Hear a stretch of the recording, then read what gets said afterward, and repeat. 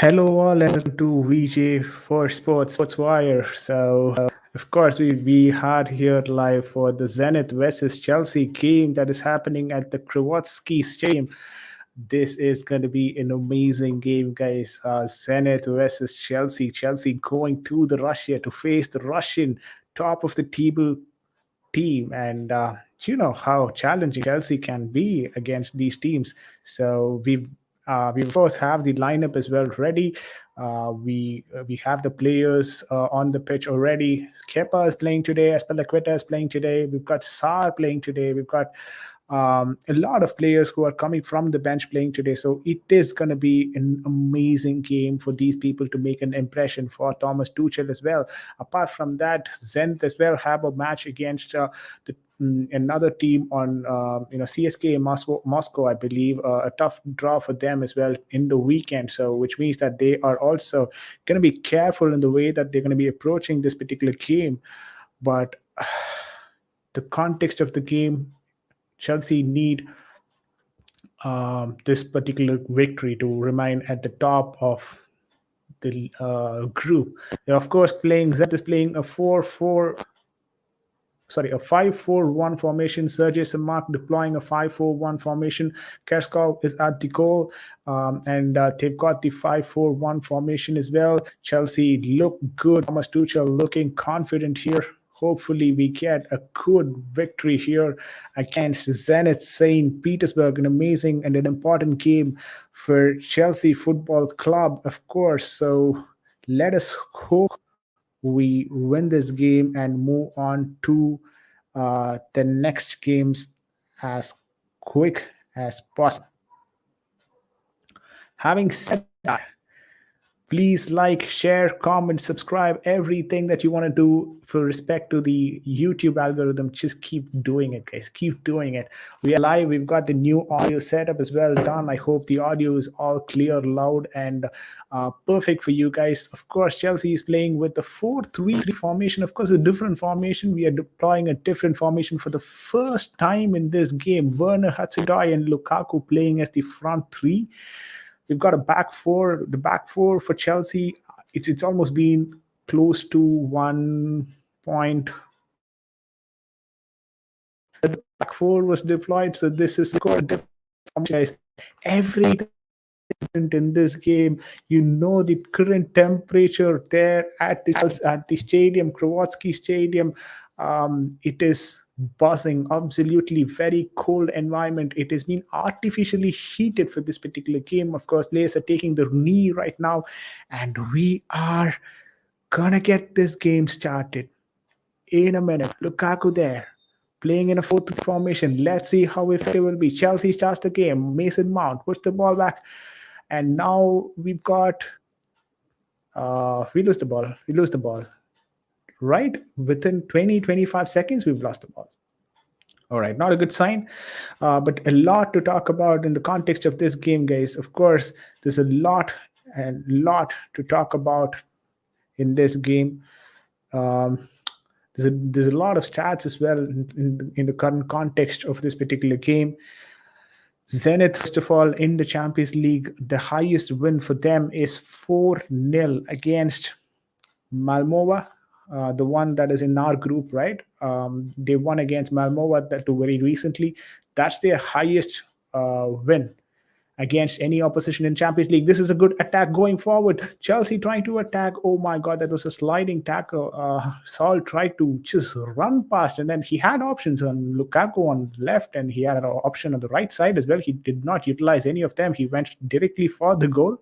Was not able to get the goal though, but what a beautiful run on the left flank from Saul Niguez. He's looking good today. Saul Niguez with the first run, of course, very early to say that is good, but Saul Niguez seems to be having a good start to the game. Maybe the change in formation, is it working? Is it working for Saul Niguez? That's a goal! Goal.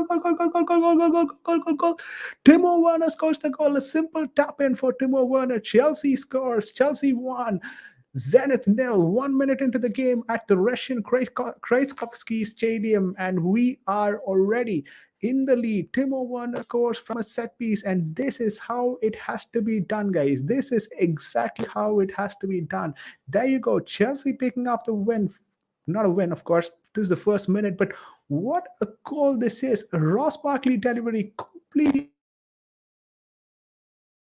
got a head to it, was not able to put it into the back of the net, but Timo Werner ensured that it went into the back of the net. Timo Werner will claim the goal. That is a goal for Chelsea Football Club and for Timo Werner. Is there a hat trick? I predicted a Timo time hat trick as well. Is that going to happen? Timo time. Is it Timo time for Chelsea Football Club? Chelsea's already got a goal. Glasner was the one who was talking in the Chelsea channel saying that he loves Timo Werner. And there you go. Glasner, probably the most happiest person right now, except for his parents. I mean, Glasner right now should be happy about this particular goal. Chelsea already got into the lead thanks to a simple tap in from Timo Werner. What a beautiful delivery from Ross Barkley as well. That's a brilliant goal to start off with. This is Lukaku getting into the line. He got to Timo Werner, a good defense there. Was waiting for the ball to arrive, but then was a good block towards the end. Wow, the game is becoming actually very dangerous for Zenith St. Petersburg. The 4-3-3 that is being deployed has straight away given success to Chelsea Football Club. Will Thomas Tuchel be happy about it and try deploying the same formation against Premier League opponents as well? This seems to be a very good formation. This seems to be working fine for Chelsea. We're able to find the pockets as well. That's a beautiful assist as well. Had it been an assist, Lukaku would have gotten wonderful assist there. Timo Werner trying to get to the ball. He should have just run to the ball more on the right side. He could have got a second goal in probably the third minute of the game. It would have been hectic.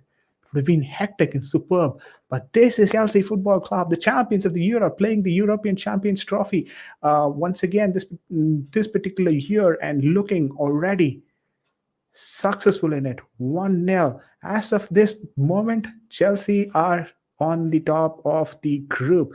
Thomas Tuchel, the coach, has deployed a new tactics, 4-3-3, and seems to be working like a charm. There you go. 4 minutes into the game. Zenith gets a throw in now. You've got two people watching the stream. Just click that like button, guys. Smash that like button. Let a lot of people join in as well and have their say. Absolutely brilliant from Chelsea Football Club. We've got the goal. We've got the goal in the first minute of the game. Timo Werner with a wonderful finish after a Ross Barkley perfect delivery into the set piece. A beautiful delivery actually from Ross Barkley. Appreciate the way the ball was delivered, and Christensen made an effort as well. He was not able to put it in the back of the net, but Timo Werner was there to ensure that Chelsea picked up a goal there. 4 minutes into the game, Chelsea won, Zenith nil. Wow, that's continuous talk for like almost 4 minutes. Chelsea's kept me busy now. This is a good run. Timo Werner could find a gap there, a fumble from the goalkeeper, but then quickly recovered. Timo Werner looking really, really dangerous in this 4-3-3 formation. What do you guys have to talk? What do you guys have to tell me about this particular formation? 4-3-3, the kind of formation that is being deployed. We're able to find every single pocket that you could possibly exploit in this formation. What do you guys want to talk about in terms of this formation? 4-3-3 seems to be working perfectly for Chelsea. Lukaku, Werner look really, really dangerous up top. We've got Callum Hudson-Odoi as well, who's not come into the fray as of now, but the front three looking absolutely dangerous. This is Timo Werner again receiving the ball, trying to run in there, and they've got Lukaku on the side. A good defense from Zenith St. Petersburg, already committing 6 people on the defense. Zenith St. Petersburg do not have a clue as to how to pick against this Chelsea attack. We've just got 3 players moving on the attacking front, but absolutely perfect the way that we're attacking right now. We're not able to find, of course, the second man in the 6-yard box. That's fine, but we're still making inroads. We're still making early inroads into that Zenith St. Petersburg's box, and that is looking threatening for Zenith's team. They have absolutely no clue what is happening around them. The kind of press as well is looking good, guys. Honestly speaking, the kind of press as well is looking very, very good. Wow.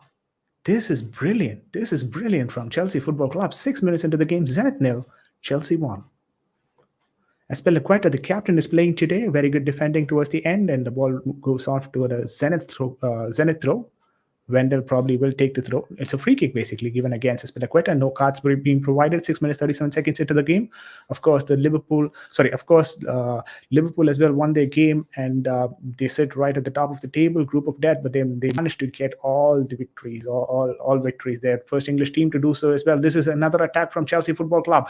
Got options. Timo Werner, 3 people covering Timo Werner. This is Ross Barkley, Mason Mount, Callum Hudson-Odoi. Now to Mount. Callum Hudson-Odoi being pushed away. Too much of physical strength there from the Zenit's defense. They've got no options to go. Wow, this is Chelsea at its best in the first 5 minutes of the game. Absolute domination from Chelsea. This is exactly what we want to see back at home as well in the Premier League games, but hopefully we will see that going forward. But what a game this has been. Ross Barkley as well, Mason Mount, every single person is contributing on every areas of the pitch. Mason Mount tried to deliver the cross but took a deflection. That's another corner for Chelsea. Second corner of the game. Will we be getting another goal this time from the right side? A delivery from probably Mason Mount. Yeah, that's a good Mason Mount delivery. Okay, seems to be called off. I think we'll have to retake the corner. All right, guys, if you want to jump onto the stream, of course, this is an open stream. You all know that. It's just, you are just a link away. Just press that link and you will be directly redirected into the stream, and you can have your say. Mason Mount now taking the cross again. A good ball in. Timo Werner was waiting for that. This is another one. Lukaku. Wow. Could have been finished as well. Wow. Chelsea looking absolutely brilliant, able to find every single pockets that we have. Lukaku's leading the line from the front. Chelsea performing the way that we expect them to perform. The first goal at the first minute from Timo Werner from a beautiful Ross Barkley delivery, taking a deflection from Christensen. And what a simple tap-in for Timo Werner. He gets the first goal. 1 minute up. Chelsea move on to the lead at the Russian Kretovsky Stadium. But this is Zenith St. Petersborough 0, Chelsea 1 at 8 minutes. Almighty Blue says, sorry, missed to send you the pic. We'll send after the game. Definitely, not a problem. The way that Chelsea is playing right now, I might even forget about the picture. All right, Chelsea recover the ball once again. Zenith are not able to thread passes inside the half-line area. That they've not even come to the half-line pitch.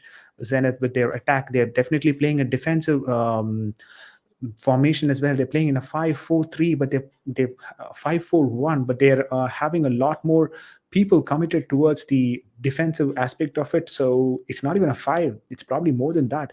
This is Chelsea trying to work their way around. Timo Werner, Barkley,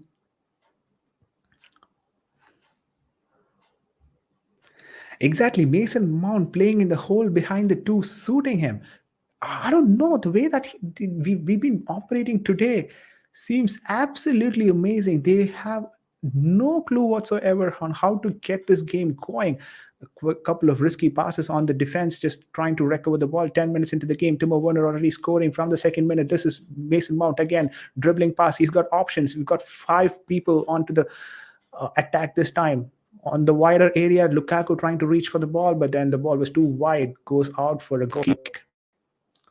Which was slightly disappointed from that particular cross. He expected a better delivery, actually. 10 minutes into the game, Zenith 0, Chelsea 1. Almighty Blues, if you want to join in, come along and join the stream.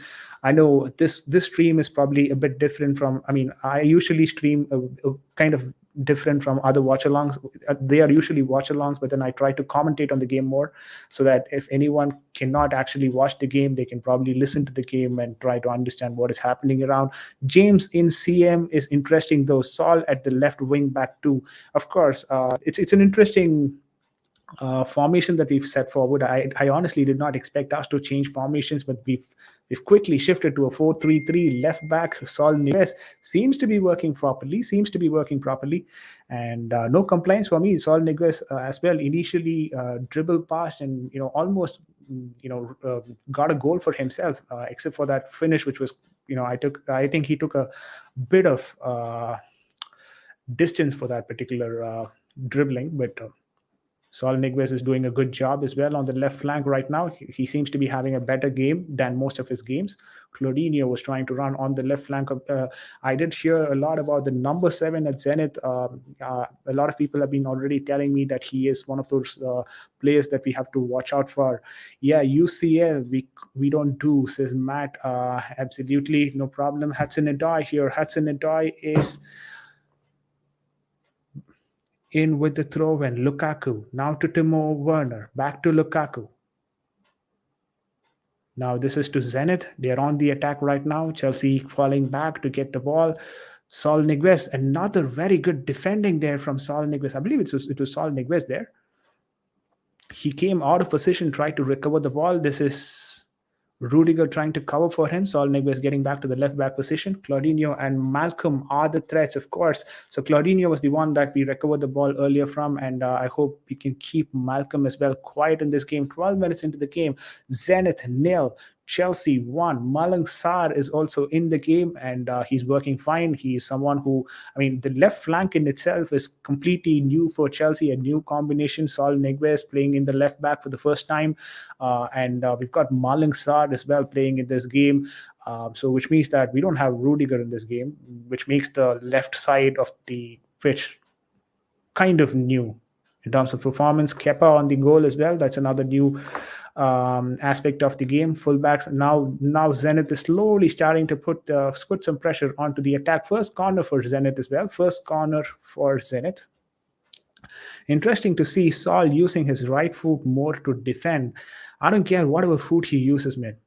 I just want him to defend. I just want him to defend. I don't want. I mean, I'm fine with him defending with right, left. Maybe get an extra foot from the next player near to him. It's all fine. I just want him to defend. That's it. If he's able to do that, it's all sorted. And he's got some experience doing that against, in the Spanish league for Atletico Madrid. Let's not forget, guys. So he's someone who's used to doing that. Maybe he did not like doing that under Diego. I forgot his name, the Atletico coach, of course. But he seems to be okay with operating this way today.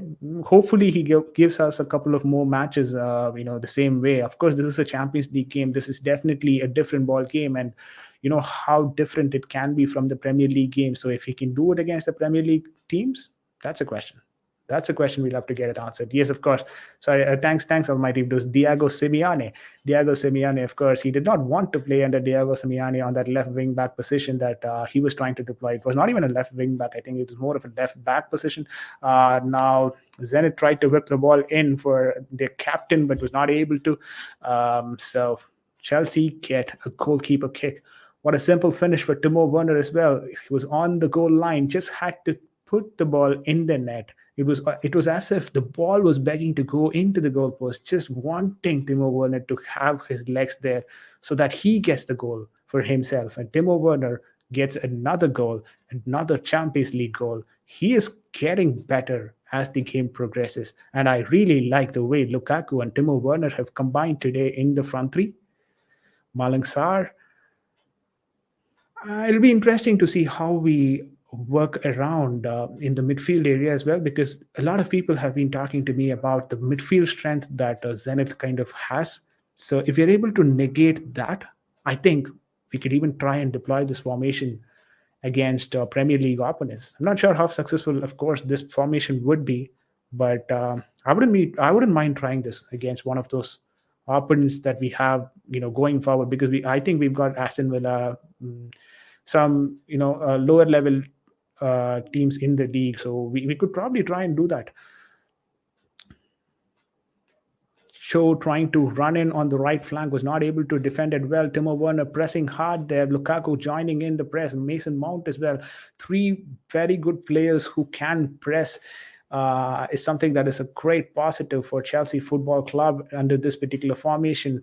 Now Zenith on the attack. 15 minutes into the game. They've got options on the midfield. Three players running in forward. This is Zenith finding the player on the right, on the left flank. Very good defense there from Azpilicueta. Azpilicueta has been good for us as well. He's been very, very good for us over the past few days, and we've already heard a lot of transfer rumors as well. That is him probably having an opportunity that he could move to Barcelona. I'm not sure how far that is true. We'll have to wait and watch. But if at all that happens, that will definitely be a great loss for Chelsea Football Club. Uh, Guys, please share the stream across as well. You all know we are consistently going live for every single game. So if you want to just join in, come here, have your say. The stream is open. Malcolm is chat here on the stream. Of course, we are going live in Twitch as well as YouTube. So yeah, what do you say? 17 minutes into the game, guys. Zenith nil, Chelsea 1 at the Kretovsky Stadium. Not even sure if I'm getting it right. But Chelsea's highest Premier League win as well is against Galatasaray, a Turkish international team. We won them. We won against them 5-0. That's probably our heaviest win in Champions League fixtures in the history of Chelsea Football Club. Not saying that we're gonna anyways go there getting a 5-0 or so, but just putting it out there. Just putting it out there as a stat. Mason Mount here.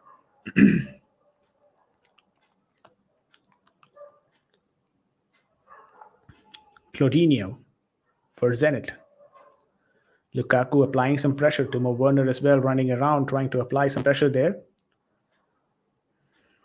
We're trying to overload either the left flank or the right flank, thereby having a lot of players in one flank so that we have options on that particular attack.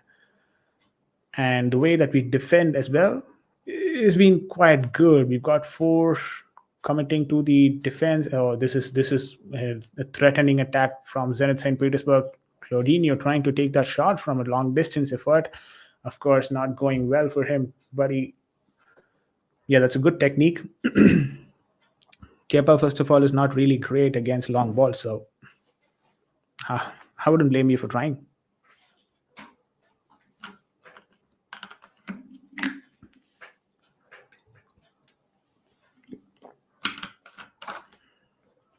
Chelsea, Espelicueta. Directly a ball to Lukaku. Cho. Do not lose the ball, buddy. Yeah, that's back to Espelicueta now.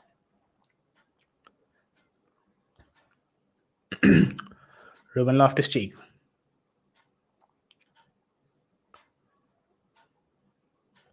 What's our midfield guys? Just let me know who's our midfield players actually. Not able to recognize that one guy who's on the center. Ruben Loftus-Cheek trying to. Okay, this is Zenith on the attack. They've got two options. Another one in the center. Very good interception there from Espelicueta. Knew exactly where the ball was going to come, but then he was not able to put in a right pass for Callum Hudson-Odoi, who missed the ball, which means Zenith is getting back on the attack. We'll have to ensure that we do not lose this lead. Chelsea has the habit of keeping clean sheets. We've been doing a good job at that, but honestly, in the last 3 or 4 games, it's been a very nervous game for us. We've not been able to do as much as what we would want to in terms of keeping clean sheets. We've been conceding goals, which doesn't look Chelsea-like. Seems to be a bit of injury there for Malcolm. Number 10 there, Malcolm. For Zenith St. Petersburg, Christensen with that tackle there. Probably a bit of... Yeah. Had it happened in the 78th or the 75th minute, probably he would be getting an yellow card.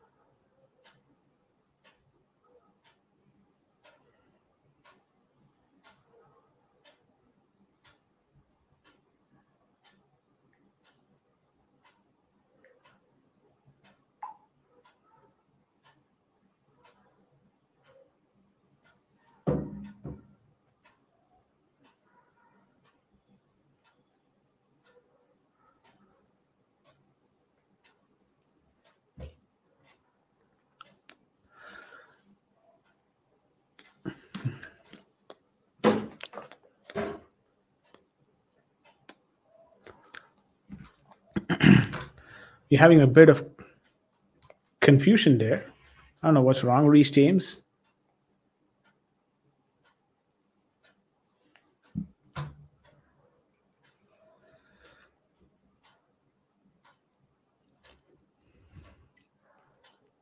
Espelaqueta throws in for Lukaku, was not able to find Lukaku. This is Timo Werner trying to win the ball back, was not able to, but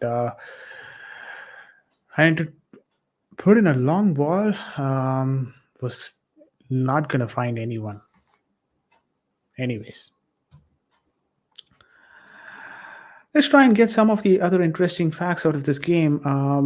In context of Chelsea Zenith game, of course, there's a lot to talk about when it comes to the statistics of this particular fixtures.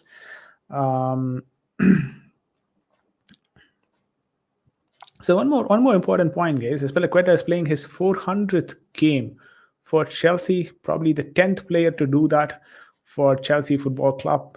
The Chelsea captain right now is playing his 400th game, and you all know against West Ham, Reece James as well played his 100th game for Chelsea senior team, of course, and he's played 50 Premier League games as well out of it. So he has got 50% of game time against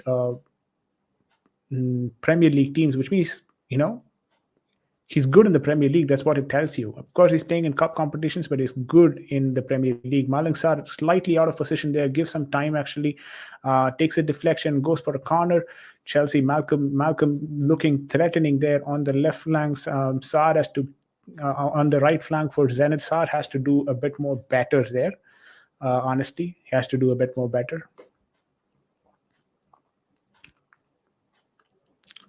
Yeah, Malcolm was the one who took that shot. Very good defense at the end, but should have done better. I think Sarr was a bit out of position for that particular attack. Zenith with a very dangerous delivery from the corner. Had someone gotten to the ball, it would have been definitely a finish into the Chelsea's goalpost. But nevertheless, no one was able to get to it, so we'll not think too much about it. Another delivery towards the left flank, hoping someone from the Zenith team could come in and attack, but not happening.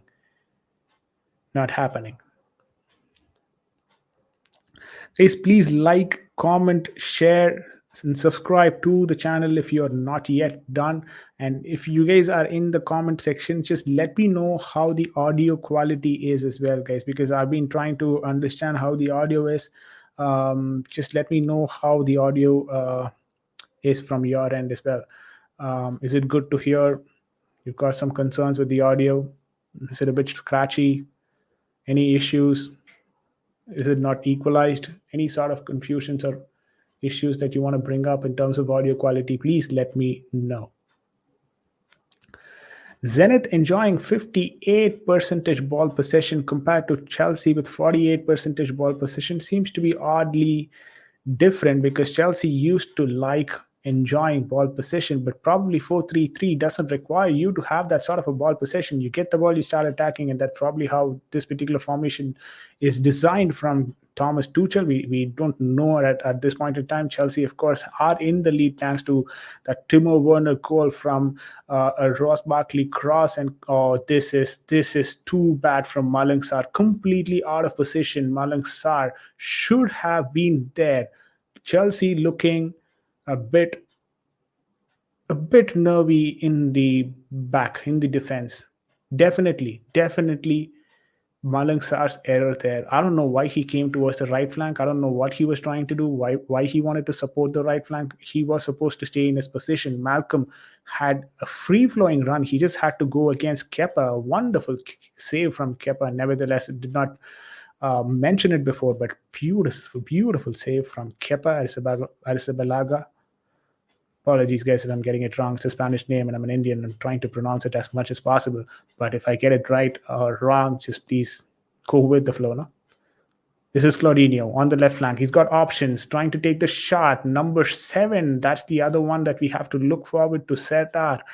A lot of people were saying that he is another player that we have to play against. I guess he's 7 foot tall or something, guys. Not sure if that is the same guy. There is one center striker for them who's 7 foot tall. Like, who's 7 feet tall striker? No, once again, Malang Sarr was the one marking him. Should have done a really good job there. So that's the problem. That's the issue that we have. Malang Sarr did not have a clue as to where he should have positioned himself for the attack. Of course, Saul Niguez probably was involved in the previous attack. He was trying to run back and defend. He was not able to reach at the right time, but I'm not going to blame Saul Niguez for doing that. Of course, he was involved in the part of the build up for the previous attack. He's going to take some time to come back, and Saar was expected to do that. Yeah, that's a good defending there. That is what you talk about. That's a beautiful defense from Saar. Knew what he should do, where he should intercept, and he is someone who's trying to play more on the midfield than on the defense. I'm not even going to call that this is a four system, right? We've started adapting it to being a three-man at the back system because Saar tends to be the left center back, and now you've got Saul Niguez trying to go forward a lot. So I think that particular position looks more of a wing back than a wing. Sorry, than a fullback. Saul Niguez to Malang Sarr, trying to run from the left flank. Reece James. This is Espelequeta, new position for Reece James as well. He's trying to adapt for that position. Of course, a tall defender, a physically strong defender. His defensive presence is, of course, very important for the team and seems to be working out fine until now. Chelsea obviously not enjoying that sort of a ball possession. Saul Niguez with a beautiful delivery as well into the box for Timo Werner. Was not able to find Timo Werner. Goes for a corner. Ross Barkley will be taking a corner. This is the second corner for Ross Barkley. The last corner, we all knew what happened in the last corner. Beautiful delivery for Christensen. Just brushing Christensen's hair, and then, for a wonderful finish for Timo Werner. And now this is Ross Barkley with another delivery. Let's hope this fetches us another goal. 29 minutes into the game. Ross Barkley with the delivery. Not a good one. Still, we managed to get head to it. Completely off target. I wouldn't blame, because the delivery was poor from Ross Barkley. Should have been a better delivery. Nevertheless, what do you have to say about the goal, guys? Just put it on the comment section. We've got 4 people watching the stream right now. Completely poor mistake from Malang Sarr. Completely wrong position. Sarr was trying to track back. Saul Niguez was trying to track back. I'm not going to complain here. Saul Niguez was involved in the previous attack, so you cannot expect him to track back as quickly that you would want to. But on the other hand, Malang Sarr should have positioned himself better there. This could be an yellow card. The challenge seems to be a bit rough. He did not get contact on the ball, though. So if at all you're giving a card, come on, guys. It shouldn't be a card. Come on. Callum Hudson-Odoi. Yeah, he's not getting a card. Let's be careful about that. Let's be happy about that. A good defending at the end, but you cannot go just lunging there. Come on. That's not something that you're expected to do, because there's no man behind you. Right, there's no man behind Callum Hudson-Odoi, so he cannot do that. You just have to be careful about it. Nevertheless, 30 minutes into the game, Chelsea 1, Zenith 0. Callum Hudson-Odoi on the right flank as well for Chelsea, doing a good job there. This is Zenith on the attack. Saul Niguez, the first one. First attack was actually launched by Saul Niguez. So you know what? Saul Niguez is actually doing a good job. That's how I put it in today's game. Saul Niguez has tracked back as well. Ruben Loftus-Cheek as well has gone back. Timo Werner is dropping deep, probably to launch a counter. Good deflection there. Chelsea with Timo Werner getting that deflection. This is Timo Werner trying to run in now. Good opportunity to run, but was not able to anyways. Yeah, that's the problem, right? You cannot run from that position. It makes sense for you to run from your left flank or the right flank, wherever you get deployed at, but not from your left back position. Of course, you cannot just run all the way through. You're not Rudiger, of course. You don't have the physical strength to do that. So Timo Werner has to just be careful when he is dropping deep. Ensure that he passes back and then gets back to his position. Receive the ball and then start running from that position. Don't start running from here. You're not going to get to the ball. Claudinho against Reece James. You know what happens. Come on, that's Reece James, for heaven's sake. You know what happens. The strongest defender in Chelsea right now. You're not going to push him. Claudinho, come on. Forget about that. Douglas Santos now. With a throw-in. Callum Hudson-Odoi trying to do his defensive duty. Did that to perfection right now. Will get a corner. or a throw-in. Seems to be a throw-in. Took a deflection from the Zenith player. Took a deflection. So that's a throw-in. Sorry, not a throw. That's a goalkeeper kick. What am I saying? That's a goalkeeper kick. Kepa Arrizabalaga. We've got 4 people watching the stream right now. Just press that like button, guys. Just keep increasing the like. Let's have a lot of other people as well watching the stream. This is, of course, a continuous stream. You know the way that we run streams, right? We run streams both for Champions League and Premier League games, and I am a Chelsea fan, so most of the content here is going to be Chelsea-based. This is Timo Werner missing the ball and running forward. What is with the Germans? I mean, Kai Havertz did the same thing for us a couple of games back as well. He ran quickly, missing the ball. Where are you running without the ball? Come on, guys. Come on. Okay, players have dropped deep. This is another attack for Zenith St. Petersburg. Of course, they're very organized in the midfield. They don't have the finishing right now, but they're looking lethal. To be honest, they're looking lethal. Malang Sarr with that defense, I wouldn't say really his defense. Of course, the ball was the one that got in contact with Malang Sarr. This is Timo Werner running on the left flank. Just run in, mate. Run in. Come on. The captain is on the challenge there. Lukaku. Now Timo Werner is a bit free there. A good. Oh, how did he miss that? Mason Mount. How did he miss that? Man, come on. How did he miss that? We've got Veera joining the stream. Veera, how are you? Good. Veera straight from Singapore. How are you, Veera? Mm-hmm. Yeah, Singapore. Wow. It's gotta be 1:30 or 2 o'clock there, right? Yeah, 2 o'clock. Yeah, 2:19. Wow. Such commitments, guys. Such commitments we've got here at the channel. Veera has joined us from Singapore, straight from Singapore, 2 a.m. right now at Singapore. 33 minutes into the game. Zenith 0, Chelsea 1. What are your thoughts about this game, Veera? Yeah, we're just killing the game off early. So yeah, this lineup is it's a patched up lineup, but just getting the job done. That's all that matters. Just get a win, no matter how it comes. Just remember that it's not many in goal. This is you're gonna have a lot of you may have a lot of mistakes here and there, but just ensure the final target. We just need to win this game. That's all. Yeah, end of the day, the 3-point is what really matters. So if we get our 3 points, then we're all sorted, and then we finish at the top of the group, and then we carry on from there. Claudinho was challenged there by Aspilicueta, kind of injured his hand as well. So 34 minutes into the game, guys. Zenith 0, Chelsea 1. What do you think about the new formation that we've tried and deployed? 4-3-3 formation. Timo Werner looking a bit better than this formation. 3-4-1-2, I think. I mean, we started as a 4-3-3, but supposedly, I think Saul Niguez is operating a bit higher, so we could call this now a 3-4-1-3 or whatever. But it was supposed to be a 4-3-3. That's how we started the game. I see Saul and Cho as a wing back. Yeah. And then Rhys James in pivot. Huh? Exactly. There's a lot of changes in this particular game. Rhys James and Ruben Loftus-Cheek are playing in the double pivot, and he's been doing a good job at that as well. Rhys James. Malang Sarr has been the poorest player in this particular game. Yeah, rusty. I expect it. He doesn't know where to position himself. The attack that they had against Kepa, where it was a one-on-one against Kepa, like Malcolm was a one-on-one against Kepa. There was also the same situation. They were trying to go. Malcolm was completely free because he did not know. I mean, Sarr did not know where to position himself. This probably will be an yellow card, guys. This will probably looks to be an yellow card challenge. Yeah, the card comes out. Yellow card. Callum Hudson-Odoi gets an yellow card for a repetitive foul there. I think this is the second foul that he's committed on the trot, so he gets an yellow card. I don't think so. He's missing any match, right? That only happens with the red card.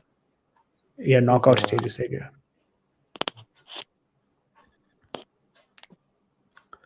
Douglas Santos with a very good turn, actually, and he should have done better. To be honest, Callum Hudson-Odoi should have done better instead of lunging to the charge.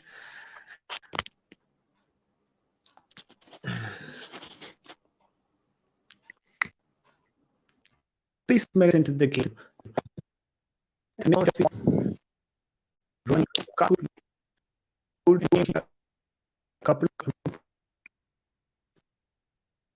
was the part to the keep. So, oh my God, this Bisky, very first and question was yes.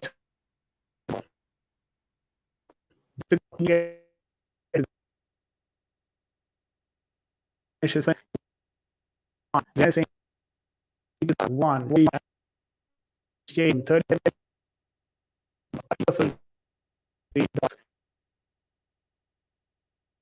no one tracked it.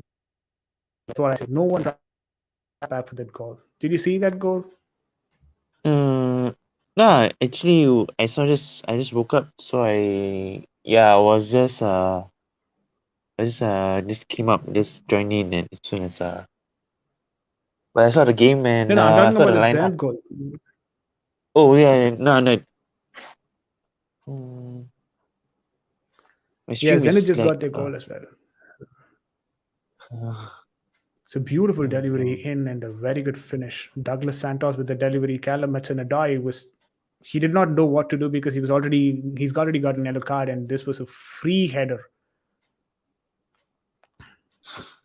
Poor marking as well from Christensen.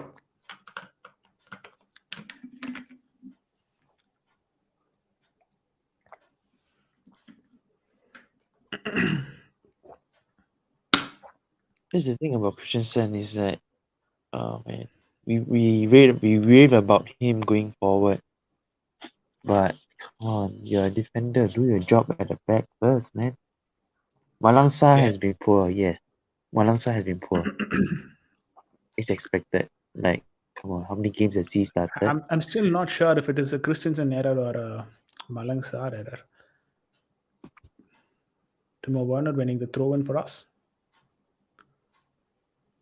We're not committing enough people now to the forward. Come on, let's commit a few more people. Get this job done. Get this job done. 1-1. Chelsea 1. Zenit 1. 39 minutes into the game.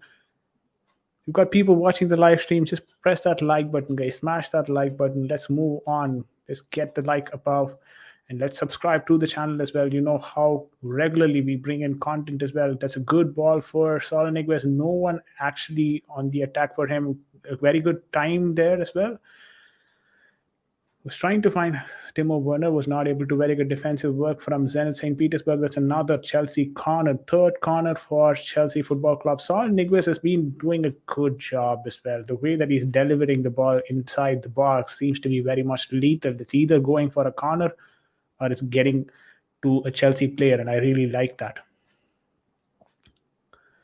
This is Barkley with another delivery, a very close one from Barkley, actually.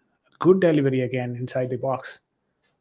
You know what? He's doing a better job at delivering crosses than Marcus Alonso. I'm going to go on a limb and say that Ross Barkley is actually doing a better job in delivering the crosses. Of course, he's right-footed, so his corners from the left side are going to come in than Marcus Alonso taking it away. But he's been doing a good job.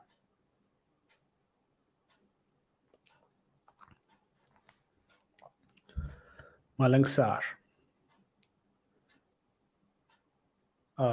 Come on, missing the ball once again. Zenit St. Petersburg. This is a wonderful run. 1-on-1. That's a finish. That's it. That's a goal. Zenit St. Petersburg 2.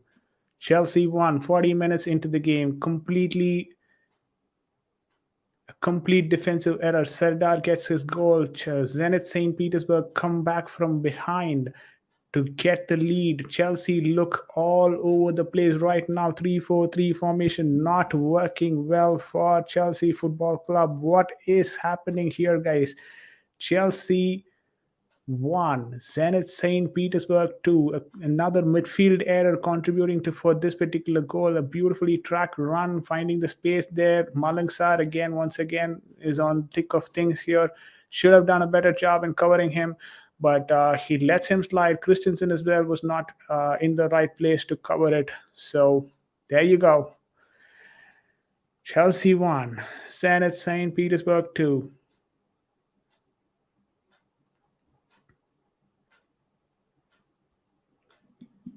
The midfield looks all over the place, guys. looks all over the place. Serdar gets his goal as well.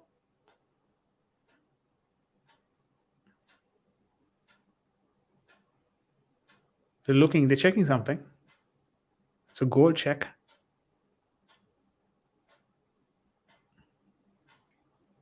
Even the referee is not sure what he's taking basically, but then VAR is taking the goal.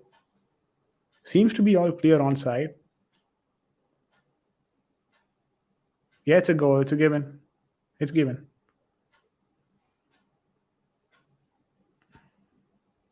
Check over. Goal given. Zenith St. Petersburg on the lead right now.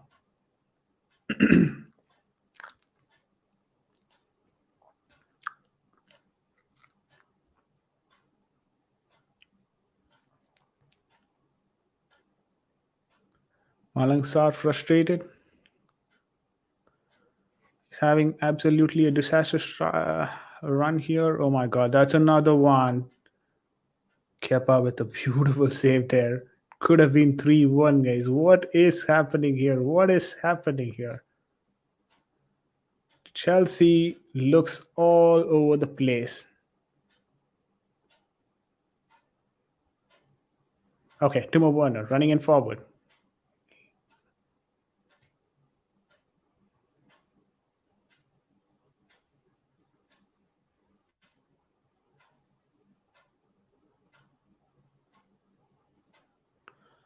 Okay. I don't know. The tables have turned, guys. The tables have turned. It's supposed to be a Chelsea game. What is happening here? Reece James. Aspilicueta. Corner kick. Ross Barkley probably going for the corner now.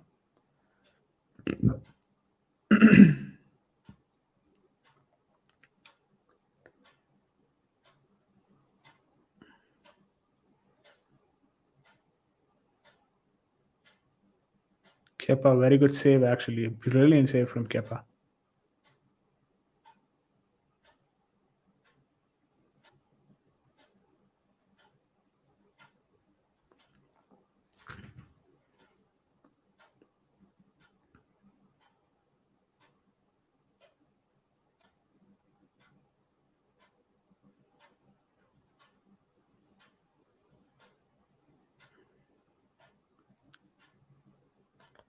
Now Zenith is going to probably sit back.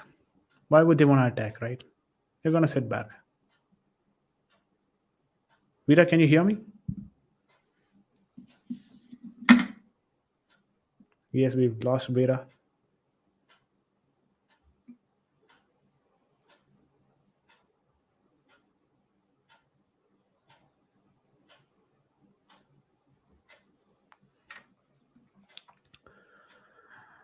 All right, Serdar gets the goal. 1 minute of added time. Chelsea. Just going to quickly check the Twitter, see what's being said across.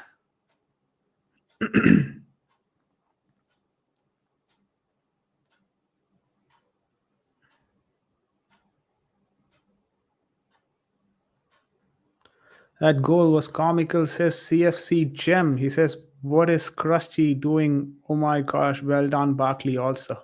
Yeah. Romelu Lukaku should have done better there. Come on, Romelu Lukaku. Where are you running without the ball, mate? Where are you running without the ball?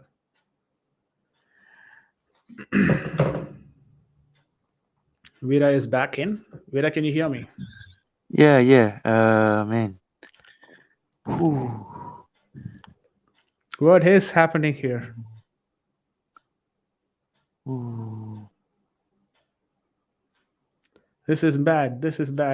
Halftime whistle blown at the Kretovsky Stadium. Chelsea 1. Zenith St. Petersburg 2. What a comeback from Zenith. 38 minute Claudinho goal, and Asmon scores at 41 minute. Werner scores at the second minute, but then a very good comeback from Zenith St. Petersburg. To be honest, when I saw Cho at wingback, I said I'm not watching this game. I had thoughts on not watching this game because I knew he would have a shit game because all this, Ever since Tuchel came in, he's been in and out of the game, in and out of the team.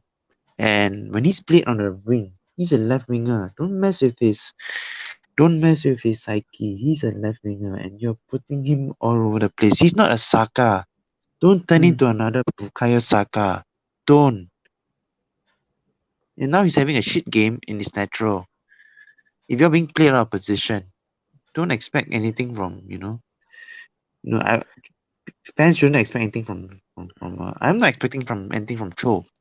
Yeah. He's natural. This game is just it's not meant to be. He can't play wing back. He can't. He's not he doesn't have physicality. No. Why Ruben? Why is Ruben not on? Yeah, Ruben as well seems to be not. Is he even playing this game? If he doesn't make that throw for Ruben, throw off for Ruben. If he doesn't make that change, I'll just be I'm just be vibing through this whole game. Oh man. Yeah, we played with Lukaku, a very odd formation today. That's first of all my worry. We played with a 3-4-1-2 I sort of a formation. Mason Mount back for Werner, and Lukaku seems to be not working well. He's dropping deep. Lukaku was not able to front control the ball. He's not combining well with Werner as the well. front Created good three the chances. front three looks odd. The front three looks odd. It should have been Timo, Mount, and Havertz. Oh Mm. no, Timo and Mount behind Havertz. Why tinkering at this stage? Tinker in the cup games, EFL. I'd rather we do this in the EFL Cup, get knocked out, because the EFL Cup is not that big of a deal. Yeah, You're gonna I do think this in the Zenith. I think this game is also fine if we lose. To be honest with you, if you want a game to be lost, let it be this game because we end up in the second place. What more could go wrong? We just end up in the second place. That's all right. But if we don't try in this game, we'll have to wait for a cup game to actually try this, and we'll not even be sure if it will work against the other teams. But then here you're trying it against a quality opponent, so uh, No, it's not a what very I was bad game to try it. no the thing is that I've been told by Nizion, Blue Clouds. I've been told Hmm. by multiple fans there. The Juventus game is started off our injury crisis because we played too strong a team. I feel we could have been. I would have taken a draw against Juventus, rested Chilwell during that game. The thing is that we went all out against Juventus and ended up with injuries to Chilwell. That game But started it, and But that is the thing, right? Vera, you never can be at a position where you can say, you know what, we're not going to play with our 100% just because we're concerned about the injury for the next game, right? I mean, no team should be going into these fixtures with that particular mindset. I hmm, understand, of course, we'll have to save our players, but I don't think so. We will have to play, a bit carefully, defensively. All that doesn't work. I mean, maybe theoretically it works, but on the pitch, I don't think so. That will work. No player nah, will want to play with a 70% or 80% in the pitch because you said so. I mean, I'm talking about the coach because the coach said so. oh, because his priority should be the league right now. We've done the Champions League. We take that we are ahead of schedule on the Champions League run. Ahead of schedule. We shouldn't have been in the final last season. We were, and so right now, that's why I was thinking group stages. I'm just happy to just qualify.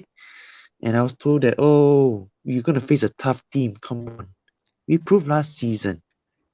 Without a proven striker. We proved last season. If the mentality is right, we can beat anyone on our day. So, so, And let, so tell me one yeah, thing, Vera. Tell me one thing. What if this particular season we go ahead and win Champions League, but we don't make the league? Like we end up in a top four, but then we make sure to win the Champions League. What happens then? It's still a pride for us, with right? 2 seasons without the Premier League, 2 seasons without the Premier League title. When will it come then? I For think me, this team can go for 4 more years. I mean, every players, if you just look at the squad, except for Lukaku or Hakim Ziyech, who's close to that to 28, Most of these players are young, so why not just keep building on this squad for another 4 or 5 years, and in the meantime you'll get a trophy, you'll get a Premier League, of course. So this is what I'm trying to tell you, right? Mm. It's not a Chelsea team of 2012.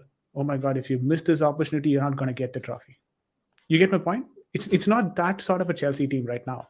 What we are having here is a mix of young blood, We and do have it's all we right do have if you Deadwood. miss.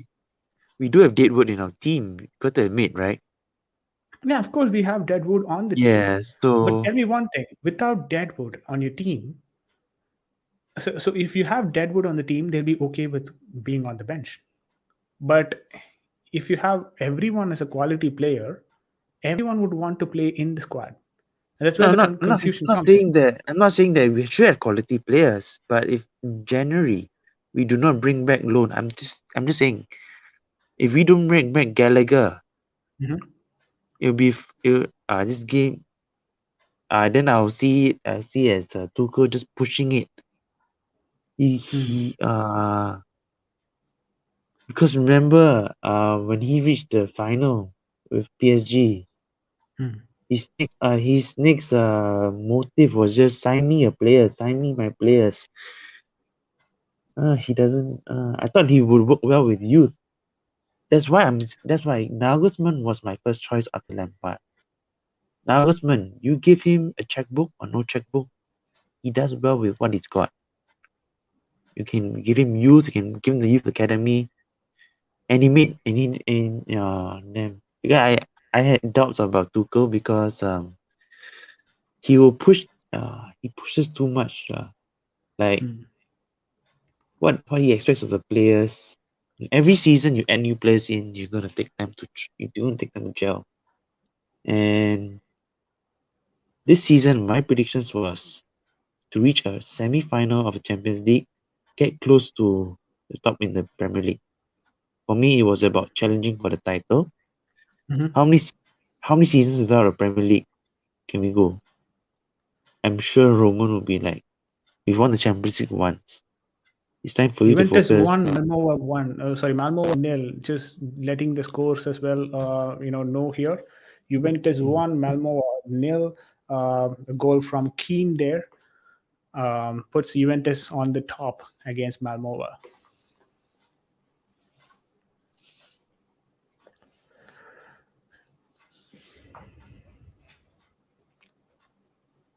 Of course, Juventus are trailing by 1 goal, I believe. Goal aggregate, goal. Because he was questioned after the Juventus game. Did he really need to start Chilwell? Mm. He was questioned. Like Chilwell has been playing a lot of games. Like I was okay, even before Juventus game I was like, okay, Chilwell, you done your job. Time to rotate. Because all we need to do is avoid defeat against Juventus. I'm sure Alonso See at left back is left back that is not a inferior option, but you're overutilizing, you're pushing the players to their limit, and when injuries come, that's why I knew it. After the Juventus game, we're going to suffer, and what will happen is the ball rolling, the domino effect, injuries after injuries. Man, it started with the Chua game, started with the Juventus game, and I know, like we pushed for the first place, ended up, this game we're gonna have to play a second patchy team, a patched up team. Priorities, because what I feel is like qualifications from the group stages is first or second, right? Doesn't matter who we face in the yeah, last season we finished first. Doesn't mean that you have to finish first this season.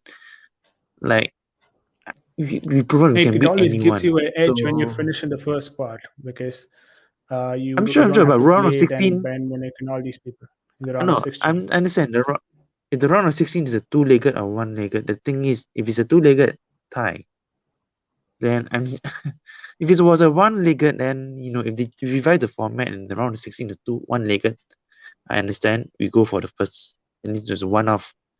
It's only a one game decider, but it's two legs.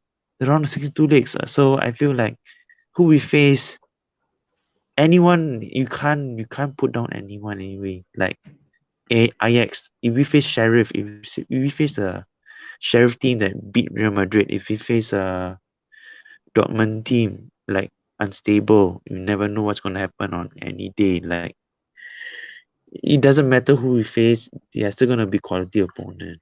Like Sevilla, if they finish top, good. Who's Sevilla, Leo? Yeah, there are no easy teams. There's no advantage, I feel, because the round of 16 is two-legged.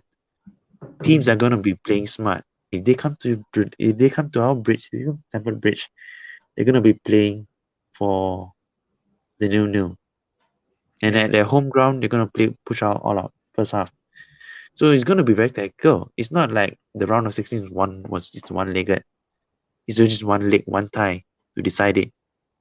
So if the round of 6 two-legged, I don't see why we need to be worrying about what are we gonna face in the next round in this round of 16. Like it don't make sense because it's all about how you use your players, utilize the players after group stages, beyond the group stages. It's man, you're pushing too hard for first place, I feel. Then just how big of an advantage? You can have a good players on the pitch. It doesn't matter about being the more superior team. I feel like when we are underdogs, we perform well. Take away the home game against Malmo. When we the underdogs, we perform well. Yeah. Yeah, but yeah, I that's why I'm like, try for the Champions League again. If we get as far as the semi-finals, it's a good achievement. But the main key thing is not to lose out, to Man City or Liverpool. Come on, you brought Yeah. in Lukaku, and you're saying top four is acceptable. Come on, VJ, we can't be dropping further and further in the top four in the top two. I said I wanted top two, and I feel like it's a failure. If he finishes third this season, I'm really thinking about Tuchel out because he's got his priorities all I messed think up. it's a bit, yeah, it's a bit too early to call Tuchel out, of course, because I understand injuries are part of the game, but these are certain aspects of your game that you, as an individual, will not have control over it, right? If you have an injured squad, then you have to probably deal with it. Today, the squad that we had to deploy was a squad that Tuchel had no control. He had to deploy it because that's the only option he had. So, Mm. coming against these sort of situations, you have to even feel for the manager who's playing the game as well, No, because what he we can had do is we he had, can get players on the pitch, and but if these guys get injured left, right, and center, you cannot do anything about that. no, That's exactly what is the the happening. the, for, the formation he couldn't have put Loftus Cheek in the pivot with Barkley. Reece James in pivot. Come on, Aspi in the wing back. That could have, they want to prove Yeah, and you're complete putting reason. Cho. If you're gonna play Cho in his right position. Otherwise, don't play him at all. Ever since the Norwich game, I was like, if he dare plays Cho and wing back again, I'm not watching the game. After the Norwich game, it proved that one Yeah. thing: you do not play Cho out position. And Who God says he's yes, 2-3 Chelsea. Once a Chelsea, of course, here wants a Chelsea win. Of course, that's an onside goal. We're just having a goal that comes from there for the third goal. Finished there from what is his name? Sardar. Very good finish actually towards the end. They're doing what exactly they have to do against this Chelsea team. So I think we have to get they're things taking started, advantage and this of is our high back time we three. get started. Yeah, Yeah. I think so. Voice of Don Hutchinson on the commentary box. We've got Chelsea players coming in, and we've got the Zenit players as well ready. The Russian Kretovsky Stadium is ready for the second half right now, and the players are coming out. One yellow card being already provided to Cho, Callum Hudson-Odoi. Apart from Callum Hudson-Odoi, no yellow card in this particular game. Claudinho was the goal scorer, 38-minute goal for Claudinho, second-minute goal for Werner, and the other one, I don't remember his name, but then, yeah, Sardar, I believe. Sardar with the next goal, number 7. He's close to 7 feet tall, I believe. I'll have to just confirm that there is a 7 feet tall striker in the Zenith team. Spot I'm not sure 9. if he's playing today. I mean, Silva is on a bench. I'm not watching the game, by the way, because I'm told you if he doesn't bring on Ruben for Cho, I give up. I give up on this game already because Okay. So if you're not watching yeah, the it game, like then no, probably commentate on this game, so yeah, you can yeah, get more context into the game. Saul Niguez looking high and confident there. Romelu Lukaku is ready to start as well. Chelsea wearing the third kit, and they're looking good. They're looking good on the third kit. Only thing is that they need to come back strong and then pick up a winner. Chelsea should score a goal within the 65 or 70 minutes mark. Otherwise, this game is going to be probably a draw. And you wouldn't want to draw against Zenit and expect your fans to be happy with you. So Thomas Tuchel has a job to do here. Ruben Loftus-Cheek not in the pitch now. It's again Barkley and Reece James for this yeah. particular Reece game. James, Barkley, Reece James. Yeah, man, God. Cho off, Ruben on. Lukaku off, Havertz on. Simple. Go Yeah. back to the basics. Go back to what won us the Champions League, bro. Come on, don't stop tinkering. What are you Again, doing? seems to be a Ah, bit of foul there, a bit of fumble, and Zenith Chelsea wins the free kick. Kepa Arrizabalaga, just make sure that you put in the ball deep in, man. Come on, just put it deep in. Does Yeah, this good one. okay? What based on what you've seen so far, VJ? Can you say that Christensen can't lead the line? Christensen definitely cannot lead the line, given the current game performance that he's doing. But at the same time, I Mm, wouldn't really attribute all the mistakes that has happened today to Christensen because he's playing mm, alongside Malang Sarr, and that's probably what you can expect from mm, someone who is playing with Malang Sarr, right? It's not to mm, say that Malang Sarr is way poor, but the thing is, with Christensen, even he is a young player. Let's be honest about it. He's a young player, which mm, means that he also needs to concentrate on his game. He cannot be a Silva all of a sudden. Silva, he can do his duty as well as control the line. That's something he's used to doing it, even when yes. back in PSG. But that is something Yeah. that you cannot expect from Christensen, given his age and given his experience. All that you can expect out of Mm, him is if he does his job perfectly. And even he did not do his job perfectly today. And I think probably a part of it has to do with uh, the way Malang Sarr has been marking players. It's not been good. Trust me, Malang Sarr's marking has been very poor this game. yeah, just that I don't want to, for us to be coming into January and thinking, oh, we don't need the likes of Kunde. Who needs Kunde? Who needs Yeah. Delit?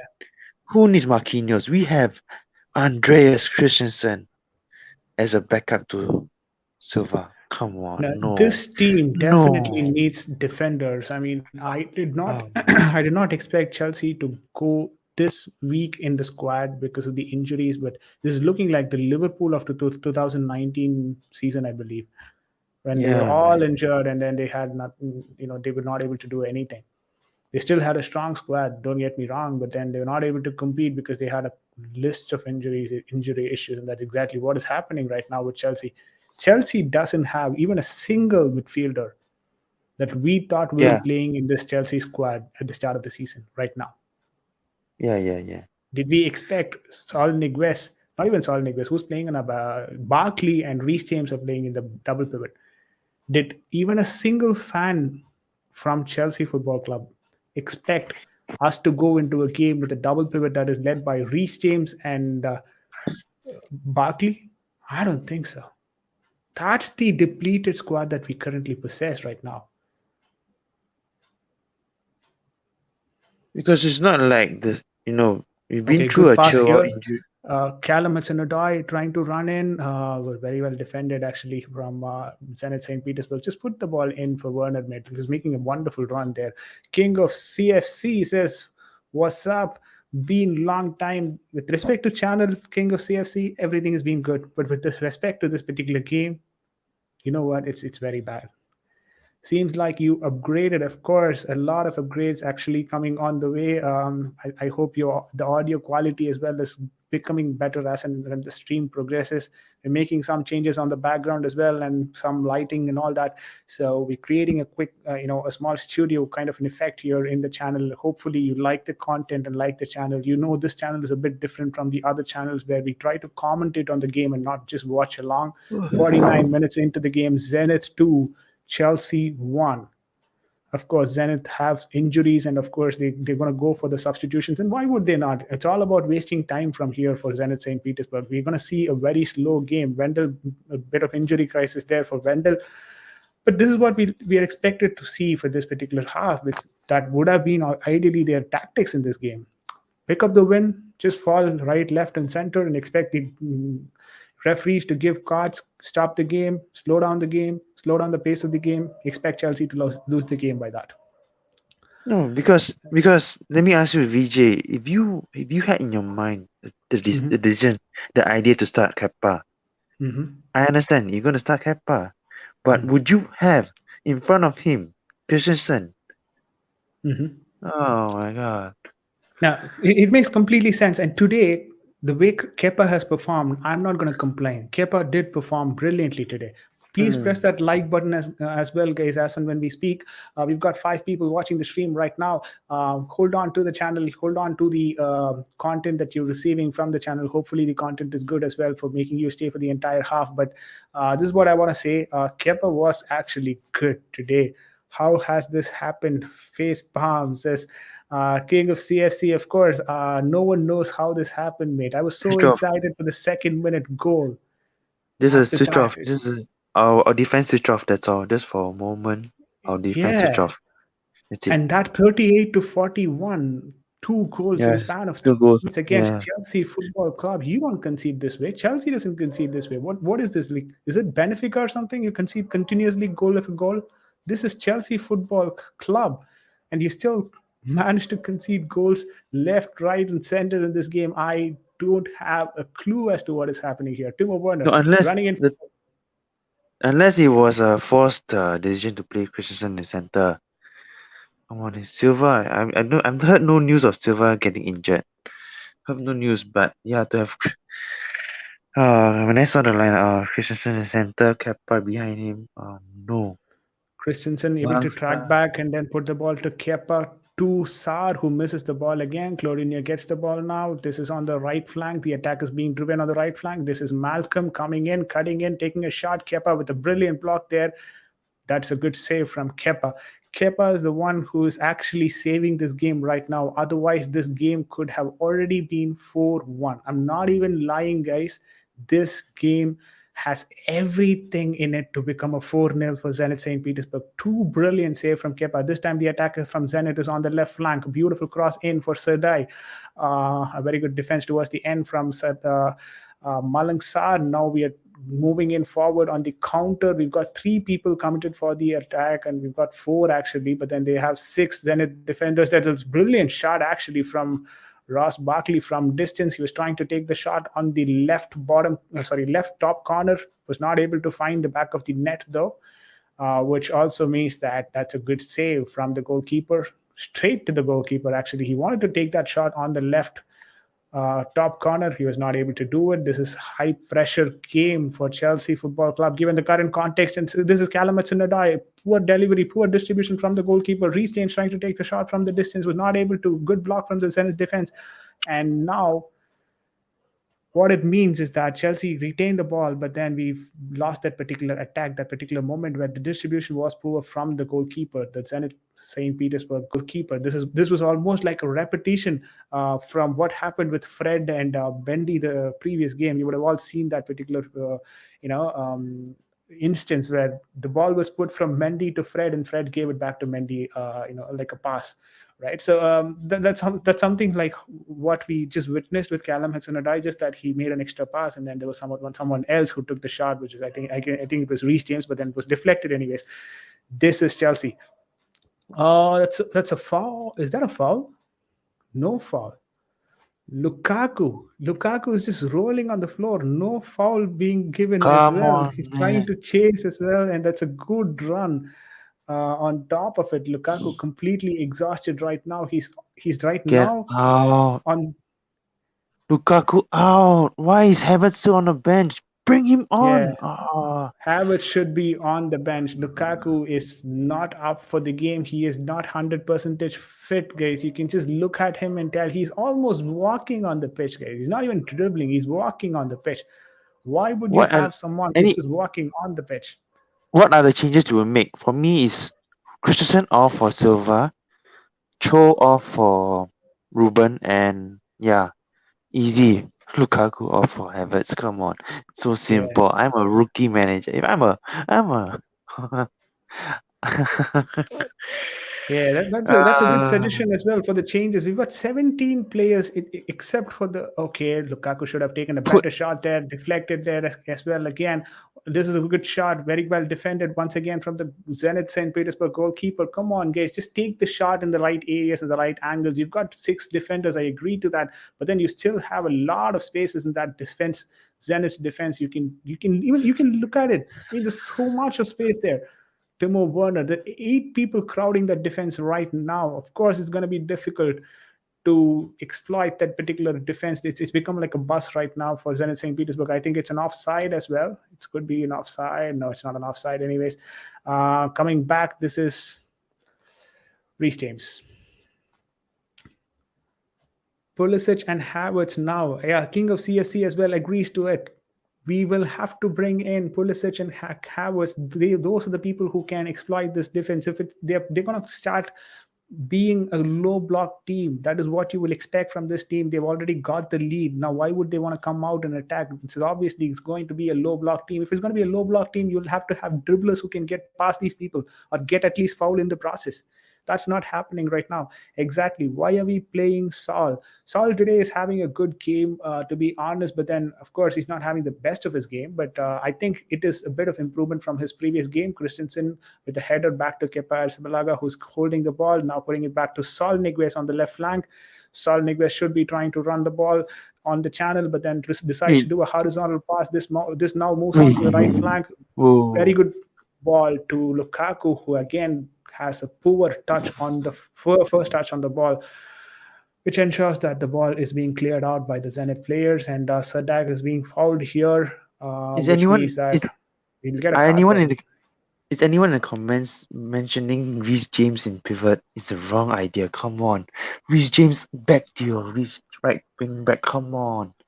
Guys, Right let us wing know your back. thoughts on the comment section. What do you think about Reece James playing on the double pivot? Is it working? Do you see that working, or do you see that as a short-term solution? Do you think probably Exactly. a Loftus quick fix? Cheek. Ruben Loftus-Cheek should have played this game, says Vira.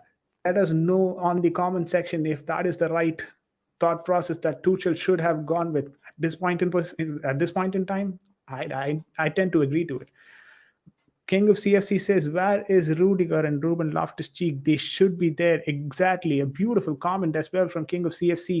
He knows what he's talking. He knows what he's talking. Chelsea fans are more intelligent here. Where is No, no. Rudiger and Ruben To Loftus-Cheek? be They should be to there. to be fair, Rudiger not starting is not a big deal. It's just Christensen in front of Kepa. Come on. Come on. You don't have to play Rudiger all the time. Rotation, Rudiger, because he's not having the best of games, if you start him every game. But Christensen in front of Kepa, that is a recipe for disaster. Come on. Yeah. Silva on the bench. How seeing the way that this particular game is going, I'm not even sure about the Leeds game in the weekend, guys. I mean, we could I'm even lose panicking. that game. I'm panicking. Yeah, man, I'm panicking. This game is gonna be down to where does Christensen play? Because Good ball I'm is gonna down to admit Chaloba Lukaku. is out. Poor delivery actually. Should was not able to find Lukaku. It's a corner kick being given against Zenit. So Chelsea is just getting corners, but then we're not able to convert from the corners as usual. The problem that we usually have. Yes, we did get a goal out of that corner, but Saul Niguez as well is trying to put in good balls for Lukaku. He's not able to find Lukaku right there, but I get the idea. I get the idea what Saul Niguez is trying to do. Try to whip in a ball from that left wing back position. That's exactly what he's supposed to do. He's trying to do that. Of course, he's not going to get it in the first match in itself. If at all we're giving Saul Niguez some chance, I think it wouldn't be a bad option to have Saul Niguez there. That's how I put it. Ross Barkley with another poor delivery. Reece James, Mason Mount, Timo Werner, Mount, Aspilicueta will form the diamond here. Sar, Saul Niguez, another delivery, trying for another delivery. This is Timo Werner, puts it back to Saul Niguez. This is Malang Sar. You're trying to attack more from the left flank. Timo Werner being fouled there. We'll get a free kick in a dangerous position. Lovren is the one who's given a free kick. I think this Lovren is the one who played in the Premier League as well, right? If I remember correctly, Lovren is the one who's played in the Dejan Premier League. Lovren with Liverpool, yeah. Liverpool Dejan Lovren, right? Yeah. He's the captain as well for this particular Zenith team. And this is a free kick from a very, very dangerous position. If we can get something out of this particular free kick, we will be equalized with Zenith, and then it's game on from there. Who gets the next goal? That's how it will be decided.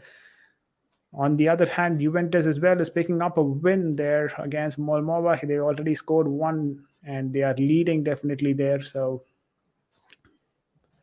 things are not looking that great. Things are not looking that great for Chelsea right now. Hakim Ziyech is probably the next option that we are going to get into the pitch. He seems to be getting ready to come on.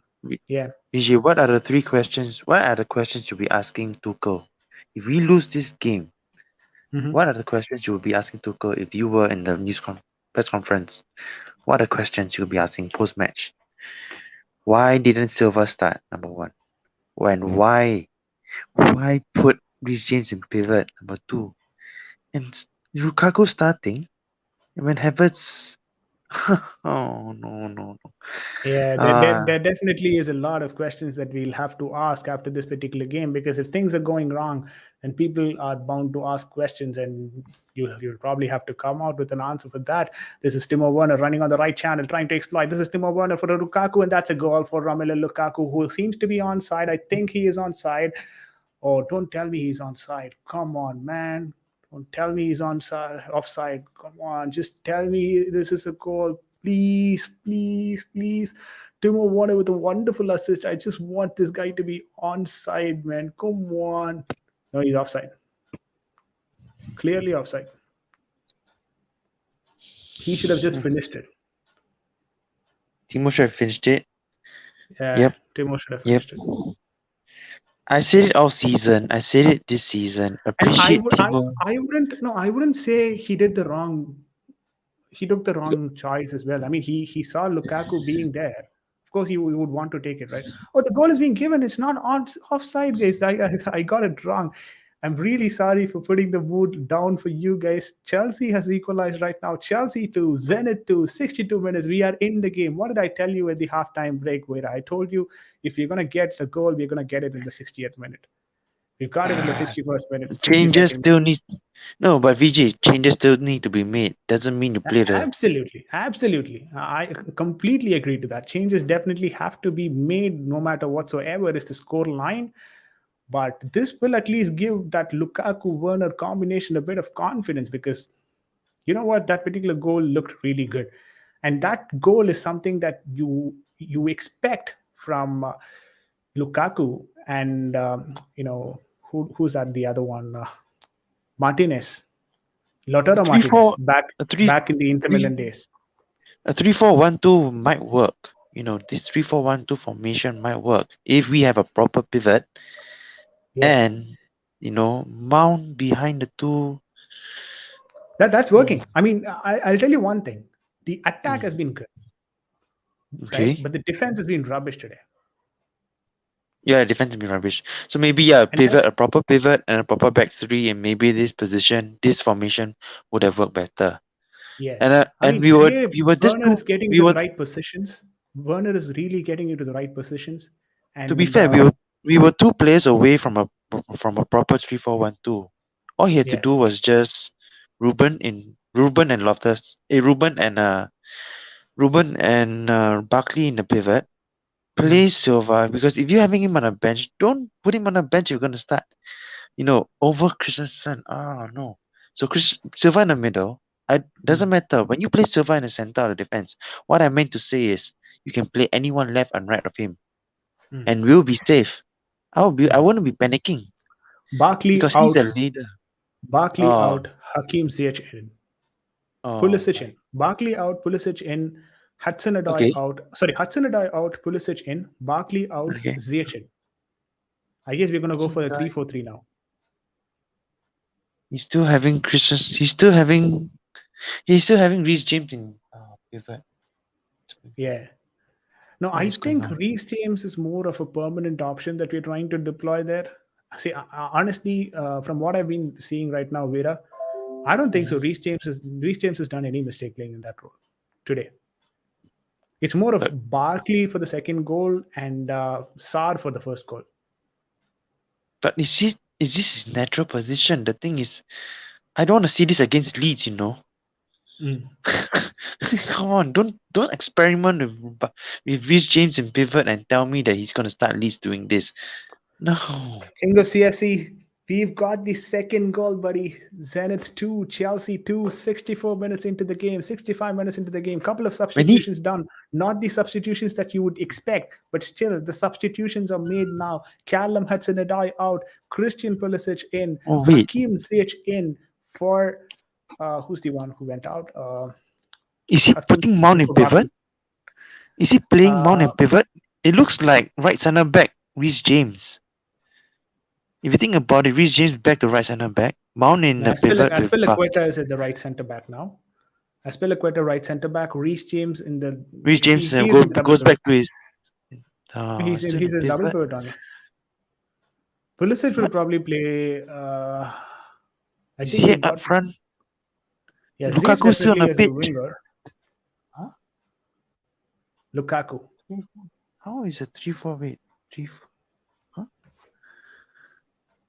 Okay, Pulisic. hope is officially restored. Can I just assume out of my interest, my own interest, maybe that hope is restored because we've got Hakim Ziyech on the pitch. You know, I love Hakim Ziyech. So maybe just because of that, just trying to ask you guys. Claudinho to Malcolm, good shot that was from the Zenith St. Petersburg number 4.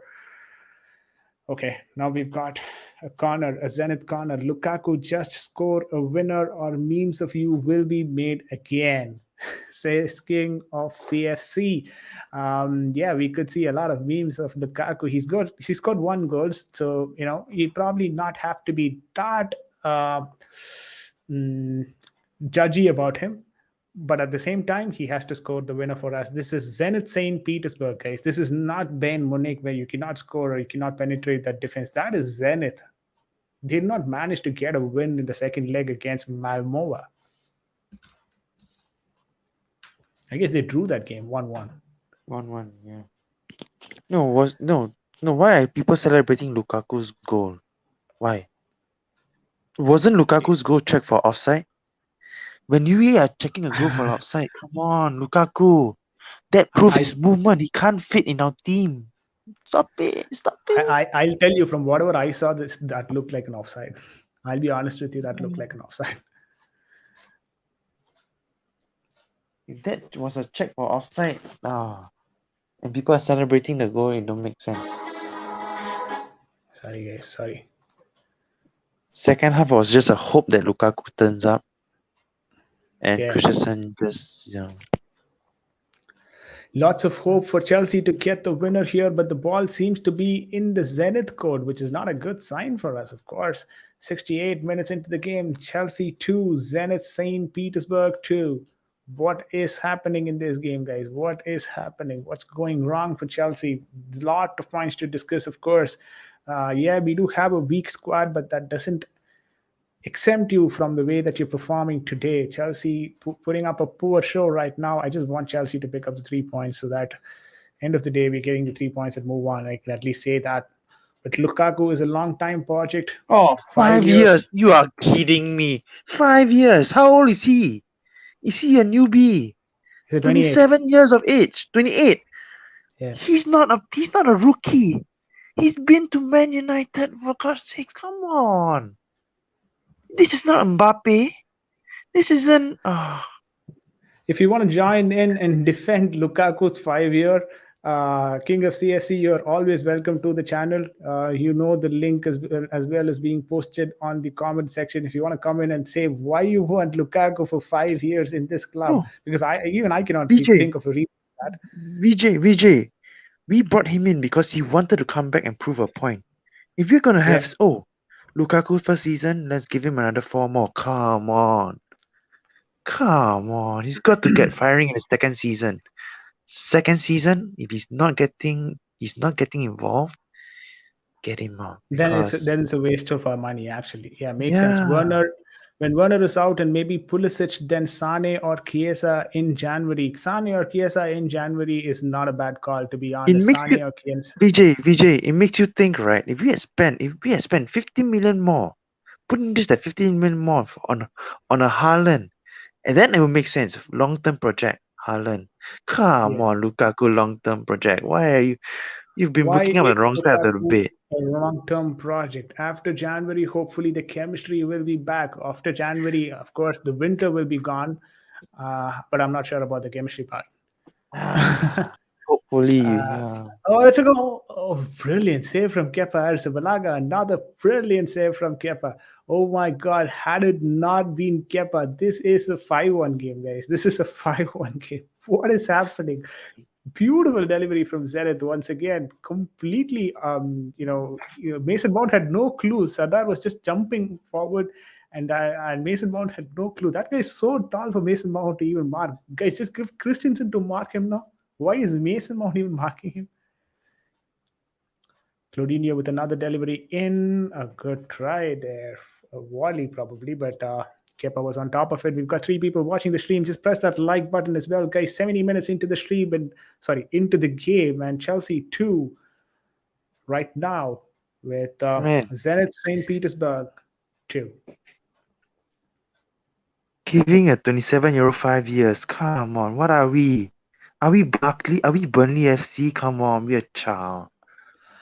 I mean, if you want to Oh give a man. 28 years, 5-year contract, I don't mind if he's like Lewandowski. Yeah, You give 5-year I mean, contract for Lewandowski, I would have given. even at 33, I'll be fine. I would give him a 2-year contract. I would have signed Lewandowski for 2 years, maybe two plus Yeah, one, whatever. yeah. But to say give him another 5 more, to give Lukaku another 5 more, he wanted to come back. He was so brash and arrogant. Winning a title in Italy don't mean nothing. Oh man, because you had the players around you to support. He had a good supporting cast at Inter. Everyone was doing all the hard work for him. All he had to do was just be in the right positions. He could walk into the right positions. He didn't need to bust a gut. That's why I was like, come on, let's chill it on the top scorer.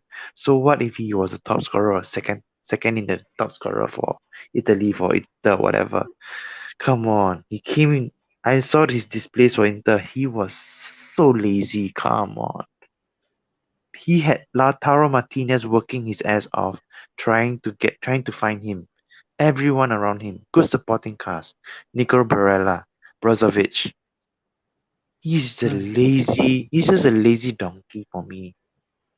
And we brought him in on the precipice thinking that he would change. Nah, he's still the same as Man United. This is the Lukaku of United right now. We got the wrong Lukaku back. No. This looks like Lukaku of United where he's expecting the ball to fall at his feet. Come on, in a 3-4-2-1. Why? Why bring Lukaku back? We can't have a static number 9. BJ, we can't have a static number 9. That's all I'm saying. We signed the Yeah. wrong. We signed the wrong number 9. Yeah, if you You want know, to have a dynamic one, then we probably have to go for someone like Haaland. a Haaland, someone that who's not when not scoring, he's actually doing something for the team. Mbappe, when he's not scoring, is linking up. Haaland, when not scoring, he's making himself a nuisance. We've got King Giving of Lukaku CSC as well joined, who's trying to explain us why is this 5 required. years. 5-year contract for Lukaku. Why is this required? King of CFC, can you hear us? 5 years of patience. Wow, you are one. You Just are a second. Let's check if yeah. connectivity is correct. Sure. King of CFC, can you hear us? I Wow. think he is not able to hear us. King of CFC, can you hear us? All right, you might have to go out and come back once again in. You might have to go back out and come back once again in. Try doing that, King of CFC. Timo is putting in more effort than Lukaku right now, and it's a disgrace to £100 million man. Or was it 90 million? Timo is putting 97 more million. effort. Oh, 90. Oh. People are Lukaku slating out, Timo. Kai Havertz in. Lukaku Oh, out, Kai Havertz that's in. what I've been saying. Get him 74 out. minutes. 74 minutes into the game. Let's see if the German combination works really well or not. King of CFC, can you hear us? Wait, is Lukaku out? Really? Oh, Yeah, he's out. finally. Ah, thank Marcus God. Alonso in. Solniguez out. Sounding good. But yeah, I mean, at least you play players in the right positions. So come Yeah. on, these games and pivot. There are so many. God, what a mess of a lineup. Serdar is injured as well, so he's being replaced. A lot of time that is being taken in terms of the substitution. 5 substitutions is a long time. 75 minutes into the stream. Vera, can you hear me loud and clear? All good, right? Yeah. Clear. Okay. Come on, King this of CFC, game. can you hear? Yep. Can you guys hear me? Perfect. King of CFC, can you Explain defend that 5-year? yourself. Explain yourself. Five years of patience with this guy. Come on. United. He played at United. He should have learned. He should have learned his lesson. Come on. Build up play. Link up play. His first touch is still spammy. Come on. And I was slated for saying I wanted Mbappe or Berardi. Domenico Berardi from Sassuolo. Players who are not scoring, they are actually contributing to the team in goal involvement, whatever, assists, pre-assists, runs off the ball. That's why, like, when Timo played the last game up front, he missed a chance. Everyone going down on Timo. I tell you guys, this season, appreciate Timo for his assists. He's not going to be banging goals in. Appreciate for his assists. His assists are going to be more beautiful than his goals. For me, my target for Timo is 15 assists this season. 15 assists. I'm not Okay, expecting to not a score. bad one. King of CSC, what do you have to say about it? What do you have to say about Chelsea's performance today and Lukaku's performance as well? Well, I think the performance has been very, very poor. Lukaku also very poor. But it's a project that is in work and it takes time. And Lukaku has come in for 5 years on a 5-year deal. And that is to work on the chemistry. So after January, if he is not scoring 1 goal at least every 2 Premier League games, then there's something wrong with him and not the team. Right now, it's something wrong with the team. But what is the reason why you're saying that this is something wrong with the team? I'll tell you one thing, King of CFC, that I've been observing. He's actually walking on the pitch. He's supposed to be dropping deep and helping out people. He's walking on the pitch. He's like always walking. Havertz does that, drops deep. He links up well. Havertz drops deep. Why is he not able to do that? That's my question. 5 years. Not 100% sure. He's a static player. No, back at Inter, he was a static player. He was a static player at Inter. He did not bother to track back at Inter because he had everyone else doing the dirty work, the donkey work. Everyone else around him. All he had to do was stay upfield. I don't want to call him a lazy player, but just a static player. He's not Quickly announcing the Barcelona lineup as well. Ter Stegen in the goal. Ronald Orejo, Gerard Piqué, Clement Langlet, Jordi Alba for Gavi, Busquets, the captain, Frankie de Jong, Serginho Dest, Ousmane Dembele, Memphis Depay. The Barcelona lineup is out for their game as well, guys. Another substitution that is happening here. Malcolm goes out and Erikin comes in. 78 minutes, 55 seconds into the game. Zenith 2, Chelsea 2. Over to you, guys. Like at United he played a 4-2-3-1. At United he played a 4-2-3-1, right? He played in a 4-2-3-1. In a 4-2-3-1, the man up top still has to be dropping. Come on, you still have to be mobile. Can't be waiting on crosses. Can't be This is waiting. Timo Werner with another beautiful opportunity, but was blocked actually by the Zenith defense. But Timo Werner has been performing exceptionally well today.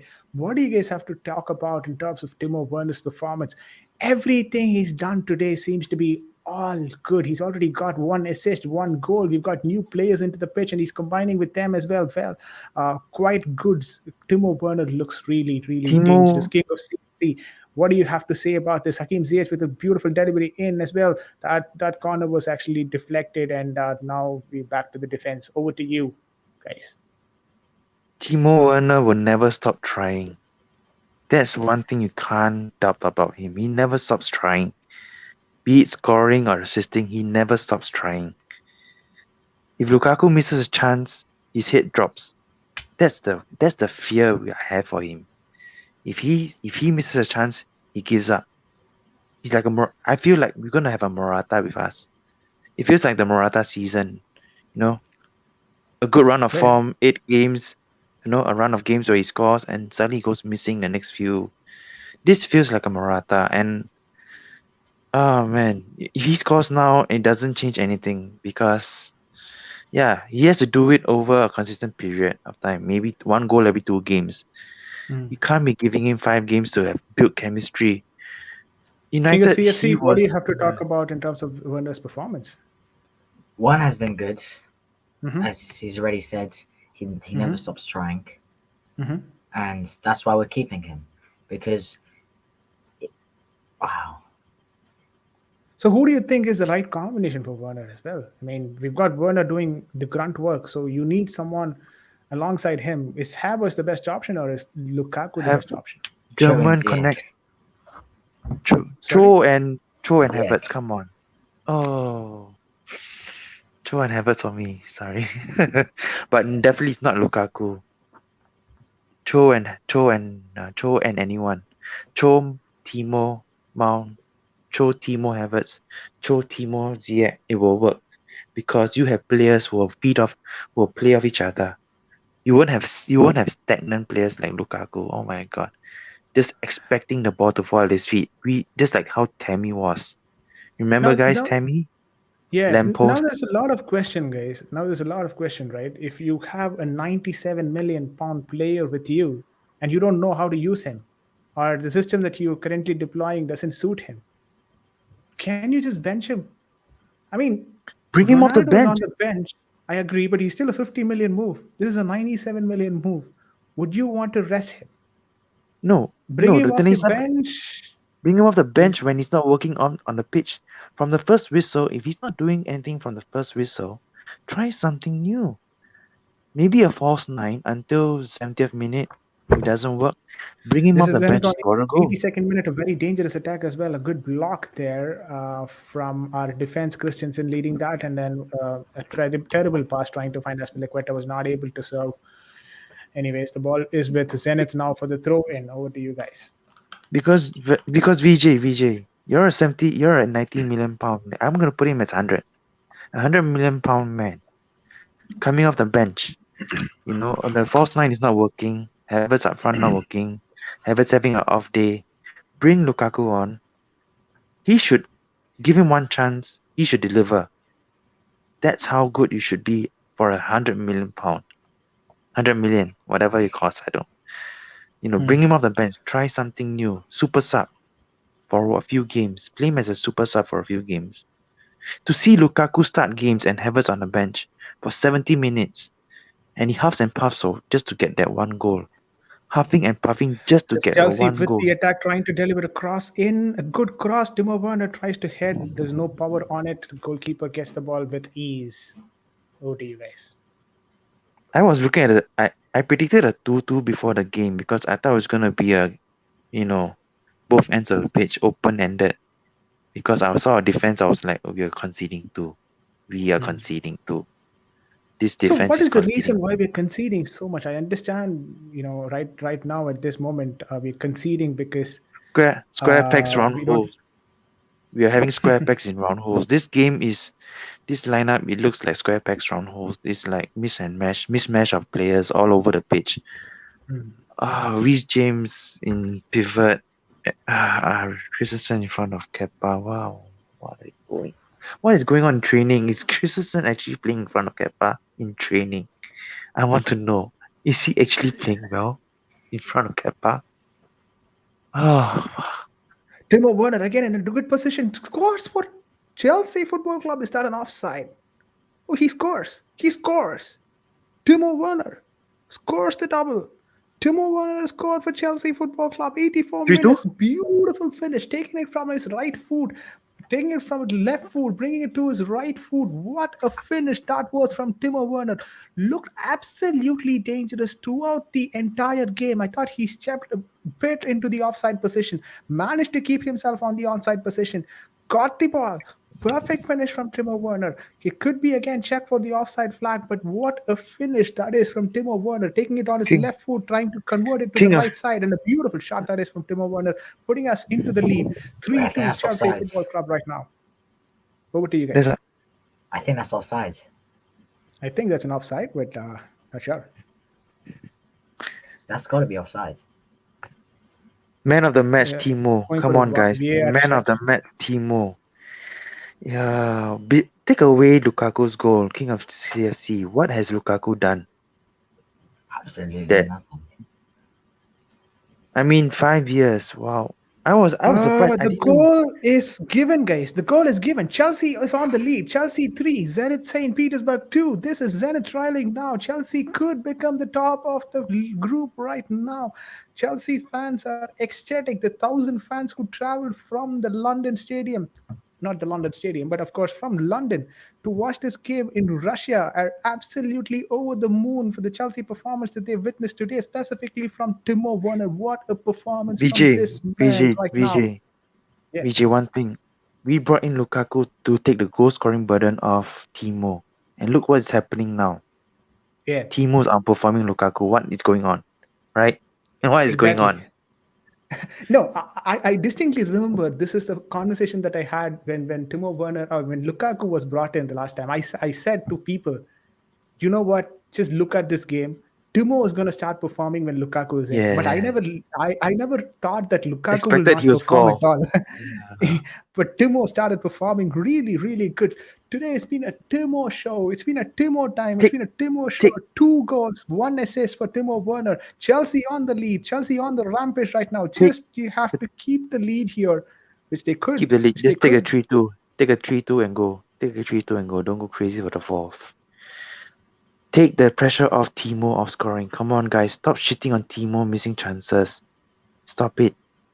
He's outperforming Lukaku. I'm sorry. He's going to outperform Lukaku the whole season. He is. You know what? Reece James has been good today. Welcome Blue Clouds to TV as well, to the channel. Of course, he is going live parallelly as well, guys. If you want to check him out as well, just go ahead and check him out. But we are above the moon right now. 87 minutes into the game. Chelsea 3. Zenith St. Petersburg 2. I want to hear from a Lukaku fan here right now. He's got a Lukaku DP as well as his profile image. So I'm going to talk to King of CFC.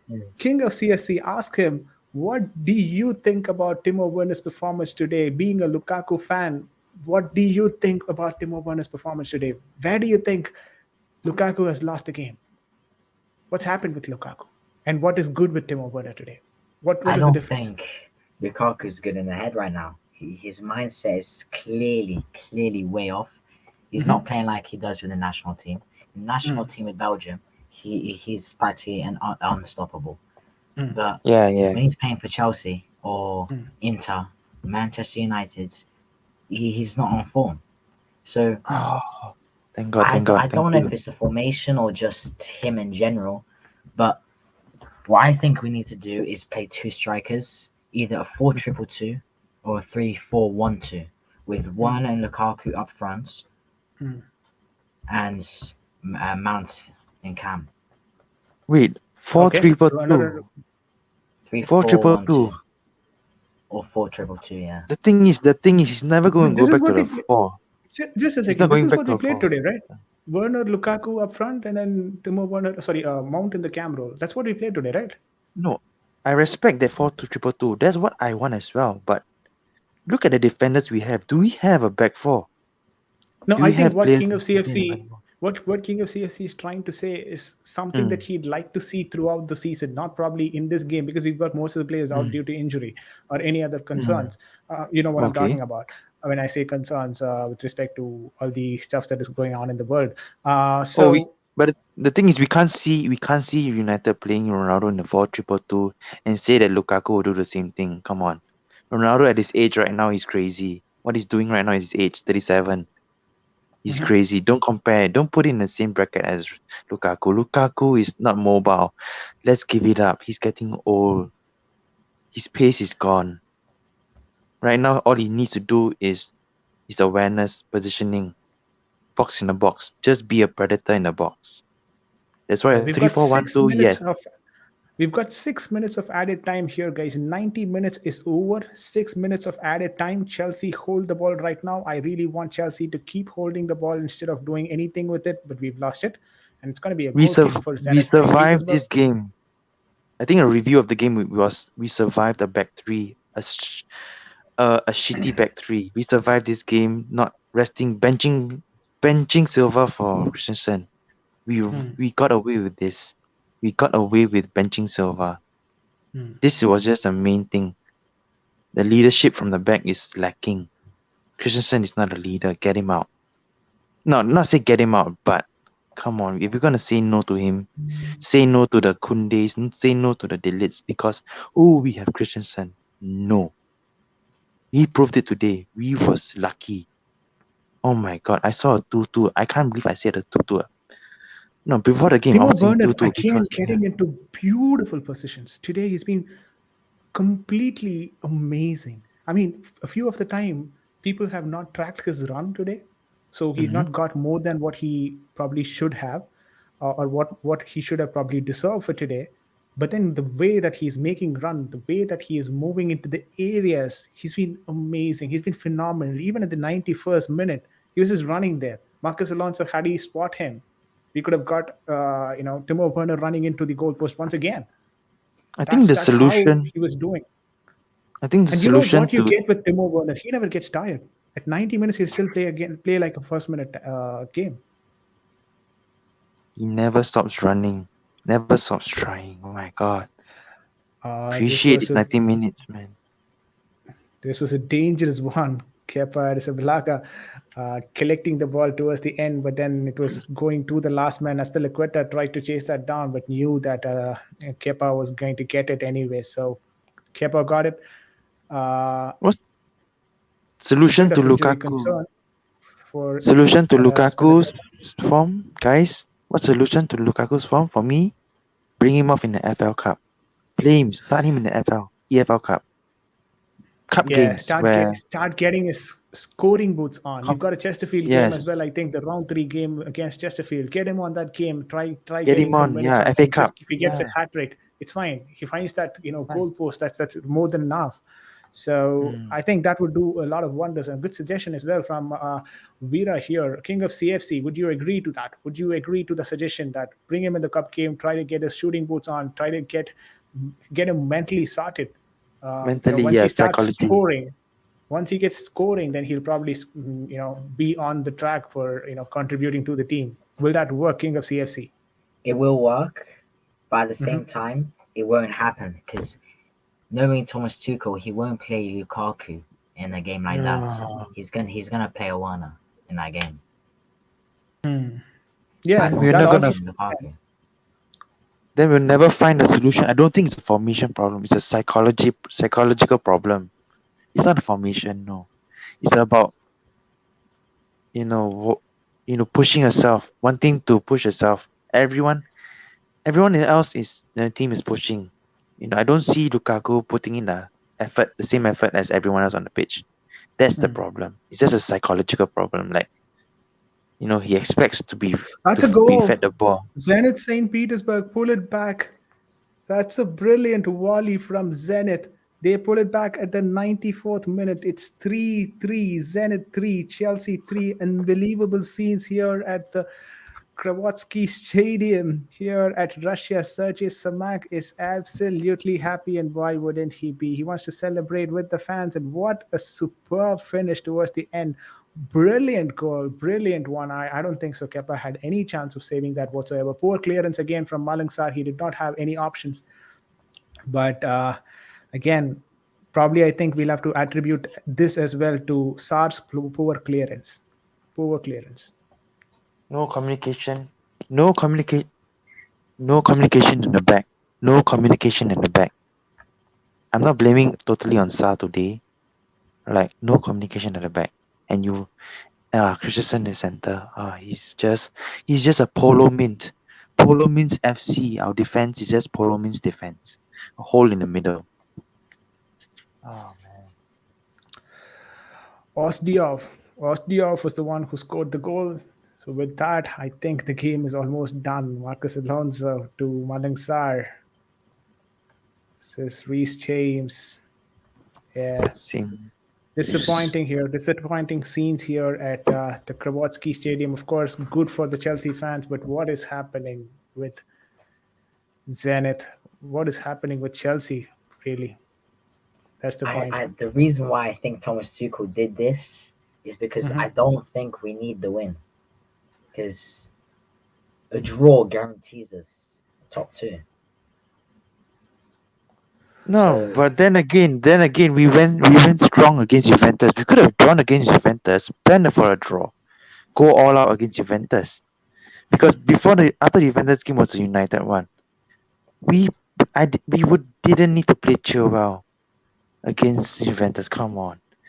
What I'm saying is that we ended up playing Alonso against United. What happened? Look at what happened. Oh no. I know priorities is all about qualifications from the group stage. And we just put too much focus onto the Juventus game. And we ended up where we are now.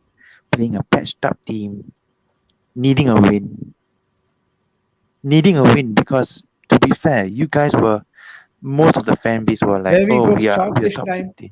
Stoppage time is done. 6 minutes of stoppage time is over. Zenit 3, Chelsea 3 at the Kretovsky Stadium. Disappointment for Chelsea. We thought that we would be winning this game, but then a last-minute stunner of a goal from Obiovsky from Zenit sealed the game, sealed the draw for us, which means that we will not be finishing first in this group. We will be finishing second in the group. I'm not sure about the Juventus game. If you guys know about the result on the Juventus game, let me know. 1-0, but they're still 1-0, and they won it 1-0. But it is what it is. We slipped to the second spot. Oh, Juventus was won it, is it? Yeah, 1-0 finished. Okay, they won 1-0. A very good goal from Kane as well there, and the game is done. The game is done for Chelsea. We are finishing second. We could end up playing against top-level teams in the round of 16. Is it going to be Bayern Munich? Is it going to be City? Is it going to be? I don't think so. It's going to be City. It's going to be Liverpool, or is it going to be? VJ, I told you right. It doesn't matter where we finish as long as we qualify. We shouldn't be afraid of anyone in the round 16. It's played over 2 legs. Come on, guys. First or second, doesn't matter. I would have played for a draw against Juventus and tried to beat the hell out of United. And as things turns out, we put too much focus, we put too much emphasis onto trying to get first place in the group stage. And then the domino effect happened, and we ended up playing a shit wing back, against United. It's just now Zed sad. probably will go to the Europa League. I think so. We've got 3 goals in this particular game. They put good as well. I'm not sure how they qualify for the Europa League. I'm not really sure about the qualification metrics. But Chelsea, on Chelsea's perspective, we move on. We've got this game. We've got the draw, but then we still move on. It was still more time today. Lukaku as well scored one of the goals. The top 2 that was coming into the game definitely got their goals. That's what I'd say. Though Lukaku did not have the best of his performance today, we still they still managed to get a goal for each of them. So I would probably leave it at that. And this game definitely has a lot of talking points. Saad was poor, very poor at this game. And Sol Niguez, yeah, he was good in the first half, not really great in the second half, but could have done better in the second half. But nevertheless, Marcus Alonso, when he came off, no impact. Hakim Ziyech as well did not create any impact in this game. Reece James did an okayish job at the new position that he was deployed into. Obviously, there's going to be some time that he needs to take or adapt to play at that position. Of course, he's trying to do what maximum he can do, but he's kind of a bit slow for that defensive midfield position, is what I felt after this particular game. But I could be wrong, or I could be proven wrong, because you know how Reece James can bounce back after a game. But Reece James has now moved on to a different position, and that seems to be a nice position for him as well. Azpilicueta, yeah, again a decent game for Azpilicueta. Christensen, definitely not. But Havertz looked okay once he came back. Mount was pretty silent throughout the game. I think he provided one of the assists for Timo Werner's goal. But I would have rested team Mount for this game. Come on, Mount need. Leeds against Leeds, man. We need Mount. Now he's gonna be tired. Oh no. Yeah, we'll now have to wait for the draw to understand where or who Chelsea is going to be playing against in the group of 16. Group of 16, a lot of people now will be wondering and worrying that Chelsea have dropped into the second spot, because a lot of top teams are even still scared of Chelsea. Maybe not right now because of the injury concerns, but once we have the squad back, a lot of teams will be struggling to play against Chelsea. That much I know. So now the thing is, I'm panicking if we're gonna face Bayern right now. If we're gonna face Bayern, I'm panicking because Silva, he may not start Silva in the center. Imagine Christensen up against Lewandowski. Oh no. Oh no. Oh no. I'm not panicking, but other than that, we shouldn't be fearing. I know that, but that's the only concern I have. Yeah, I completely understand and agree to your concern here. But let's talk through this game, right? The way that we were playing this game. First goal from Timo Werner, and we all expected Chelsea are probably going to stay in this 1-0 position and seal it off. What happened at 38 minute, 41st minute? What did you think went wrong there? Complacency. Complacency switched off, and we thought that 1-0 is job done. We just wanted to. What do you think has gone wrong there? 38 minute, 41st minute, quick goals at quick successions. What exactly did we miss there?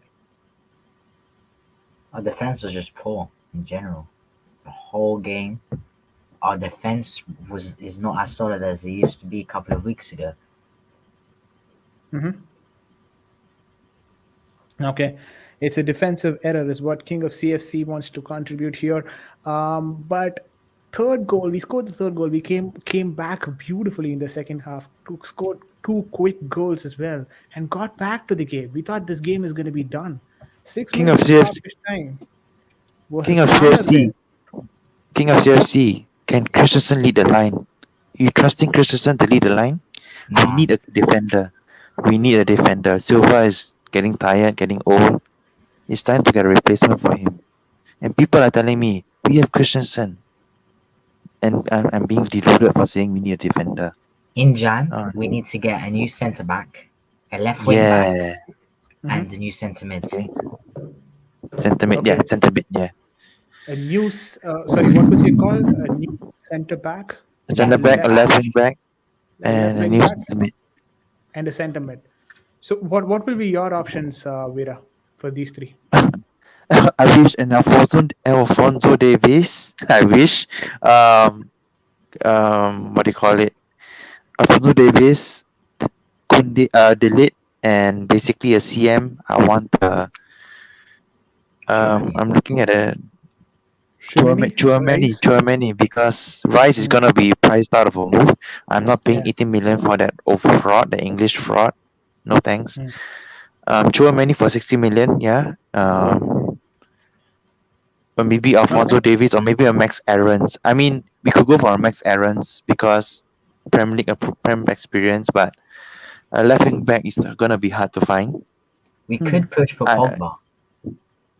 He's gonna Pogba, leave Man not a U. bad call. Not a bad call. Pogba, he's gonna anyways leave Manchester United. He's either going Real I- Madrid or he's staying in the. I don't see him staying in England. Yeah, I see him going out, getting. He wants to play under Zidane, right? And Zidane, unfortunately, Zidane left for Madrid. That's why he was like biding his time. So right now, I'm just thinking, does he go back to Madrid because you want to end your season on you want to end your career playing for a good team. Like you don't want to be ending your career playing for United. No way, because under the managerial merry-go-round, it's hurting his career. So Pogba staying in England, nah, I don't think it's gonna happen. I mean left wing back. Yeah, we missed out on Hakimi, and the moment we did that, I was thinking Max Aarons because he can play either flanks. Left and right back. Agreed. So My suggestion, if it was my suggestion, the three that I would go for definitely would be Shumeni on the center defensive midfield position. On the left wing back, I'd probably look at options. Alfonso Davis, though, is a dream signing. I don't think so. It's realistically possible. Yeah, man. I think we probably need to go for someone like Salazar, who we're talking about, the Hungarian international. Who Oh yeah, Salazar. yeah, could be an option. Not sure how far it is going to be transpiring. That could be an option, and definitely center back. We need one more center back, and I'd go for Kunde. Not sure if all of this is going to happen in the winter transfer window, but these are the areas that Question for you guys. Question for you guys. Does Lukaku start Leeds? For me, no. No. Timo, Havertz, and someone else. Whoever you want to put. You want to put Ziyech? Cho. Cho? If you're playing Yeah. Havertz, you're playing Cho. Okay, Timo, Havertz, and Cho. You know Yeah, what? that's for me. That's what I wanted. Yeah. This is how I'd be going with this, right? If Tuchel is going with the same lineup, let's say 4-2-3-1. Oh, sorry, 4-2-4-3. 3-4-1-2. What is this one? Yeah, 3-4-1-2. 3-4-1-2. If Tuchel was going with this lineup, I think we'll have both Lukaku and Werner Lukaku. only playing, because he scored a goal. Nevertheless, he still managed to score the goal. You get my point? So Thomas Tuchel will be thinking back, okay, this is what I want him to do exactly. And if he's able to do it, let him do it. Yeah, if he's not able to contribute, it's fine. Let me adjust that with having Werner there, because he does the extra grunt work as well. Right? So you know Digne from Everton. We could go for him. Havertz. Yeah, man. No, Havertz not Digne played well. from Everton. Lucas Digne. Oh, Yeah. He's a very They solid will need- left back. they will need to find a replacement. The thing is, why I suggested Max Aarons was Norwich have replacements for Max Aarons. So whoever you're bringing in, we have to think about. We signed them. Do they have a replacement for the players? They're not going to let the player go without signing replacement. So we've got Nick Alfonso Blue as Davies. well joining the channel. Nick Blue, what do you think about the Chelsea performance right now? A disappointing one to say, but what are your thoughts on the game? I'm gonna wait to give my thoughts, but then what are your thoughts for this game? 3-3. Yes, I just watched the game. Oh God, very frustrating. I thought we were going to win 3-2 for sure. But football is football.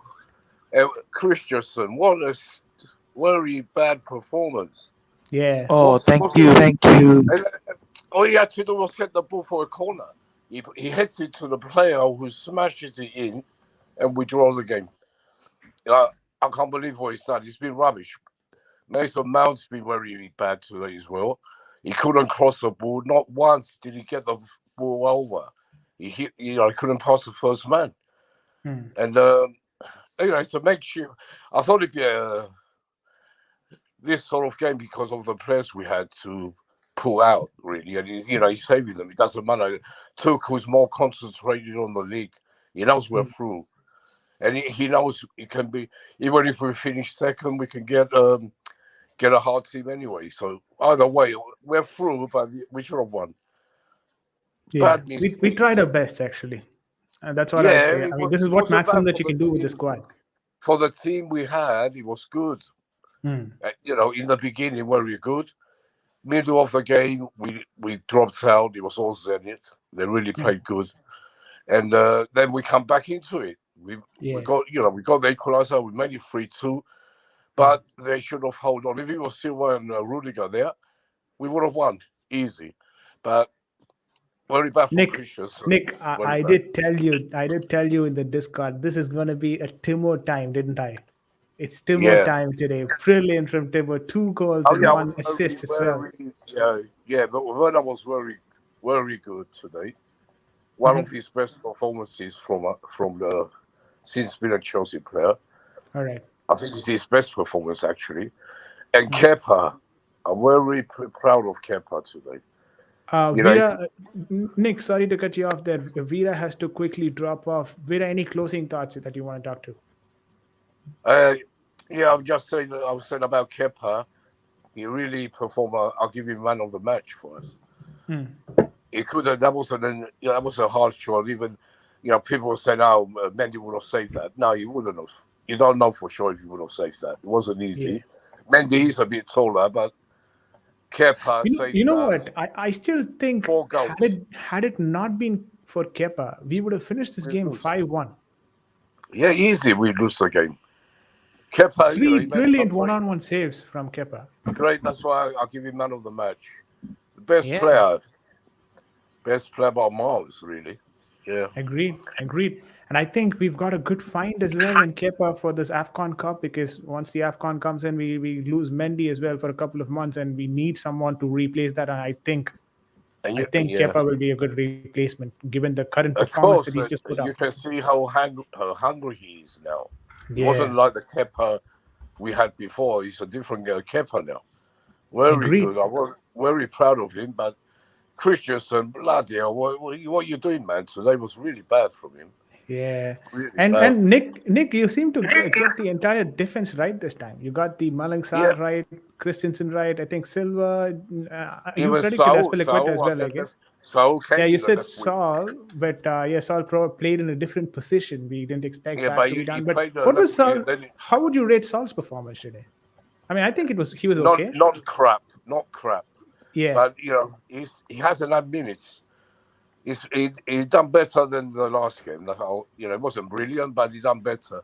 He had a few chances himself. He could have scored, but it wasn't a shit from him. The most I'm really disappointed for Mason Mount. Very disappointed. Lukaku, you can't say much because he's not fully ready. Still, he's just coming back, and when he's back, we should be on fire. I want to see Werner and Lukaku on Saturday. Again, Werner seems to be working his socks off. He works with Lukaku. He does work with him. Yeah.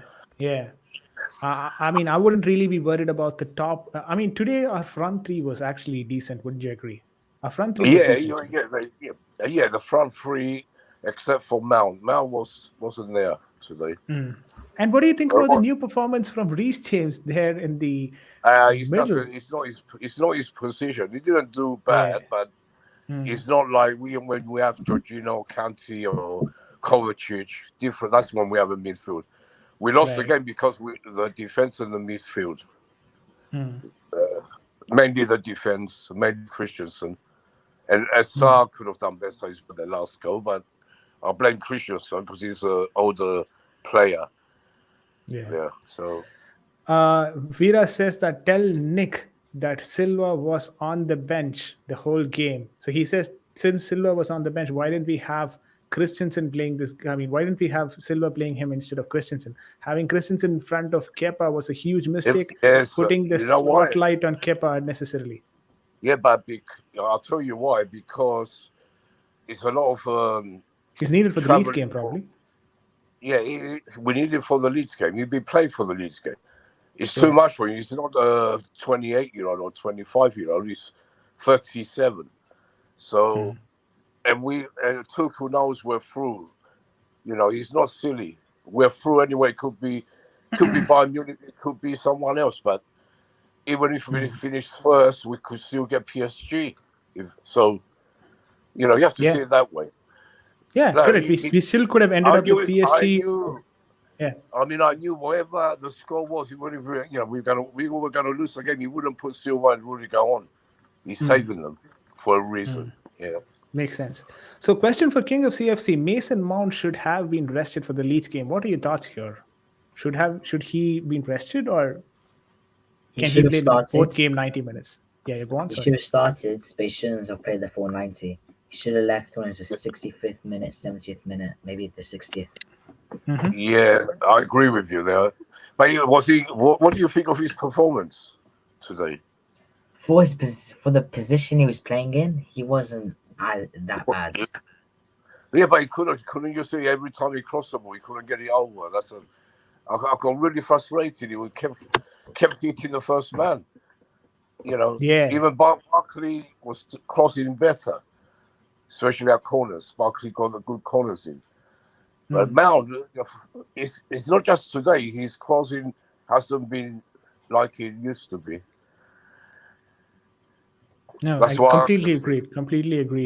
The way that Mason Mount, I mean, he played this cam role.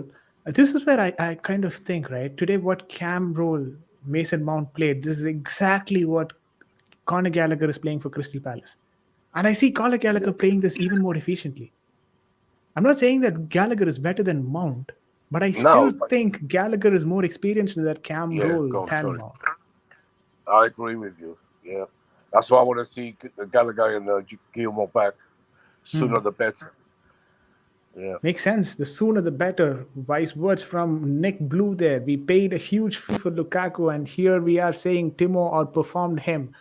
But could we also attribute that to the injury issue that he's been having and the fitness level not being up to 100%? If at all we're talking about fitness issue, how long should we wait until we see 100%? He's got another 2 games. He has to be on it. If he has another, hopefully a full game against Leeds, well, hopefully at least the same minutes as he got today, and then he'll be back. But it's a big injury here, and the worst injury than don't forget. It was a very bad injury here, but he's just coming back slowly. We just need to cross the ball better, especially from certain players. I agree. Havertz and Timo need to be starting for Leeds. I still say get Lukaku confidence back, playing him in EFL and FA Cup games. Wow, that's a bold statement. EFL and FA Cup games. Would you want to see Lukaku playing in EFL and FA Cup games? Nick Blue, of course, a Lukaku and a Rudiger fan here. I think Lukaku has to start on Saturday for me, and I think he will start. I think he will. We tried to deploy a 3-4-1-2 formation. Do you think we're going to be repeating this against Leeds, or we'll go back to the 3-4-3? Because the players we had today, he couldn't play the usual formation really.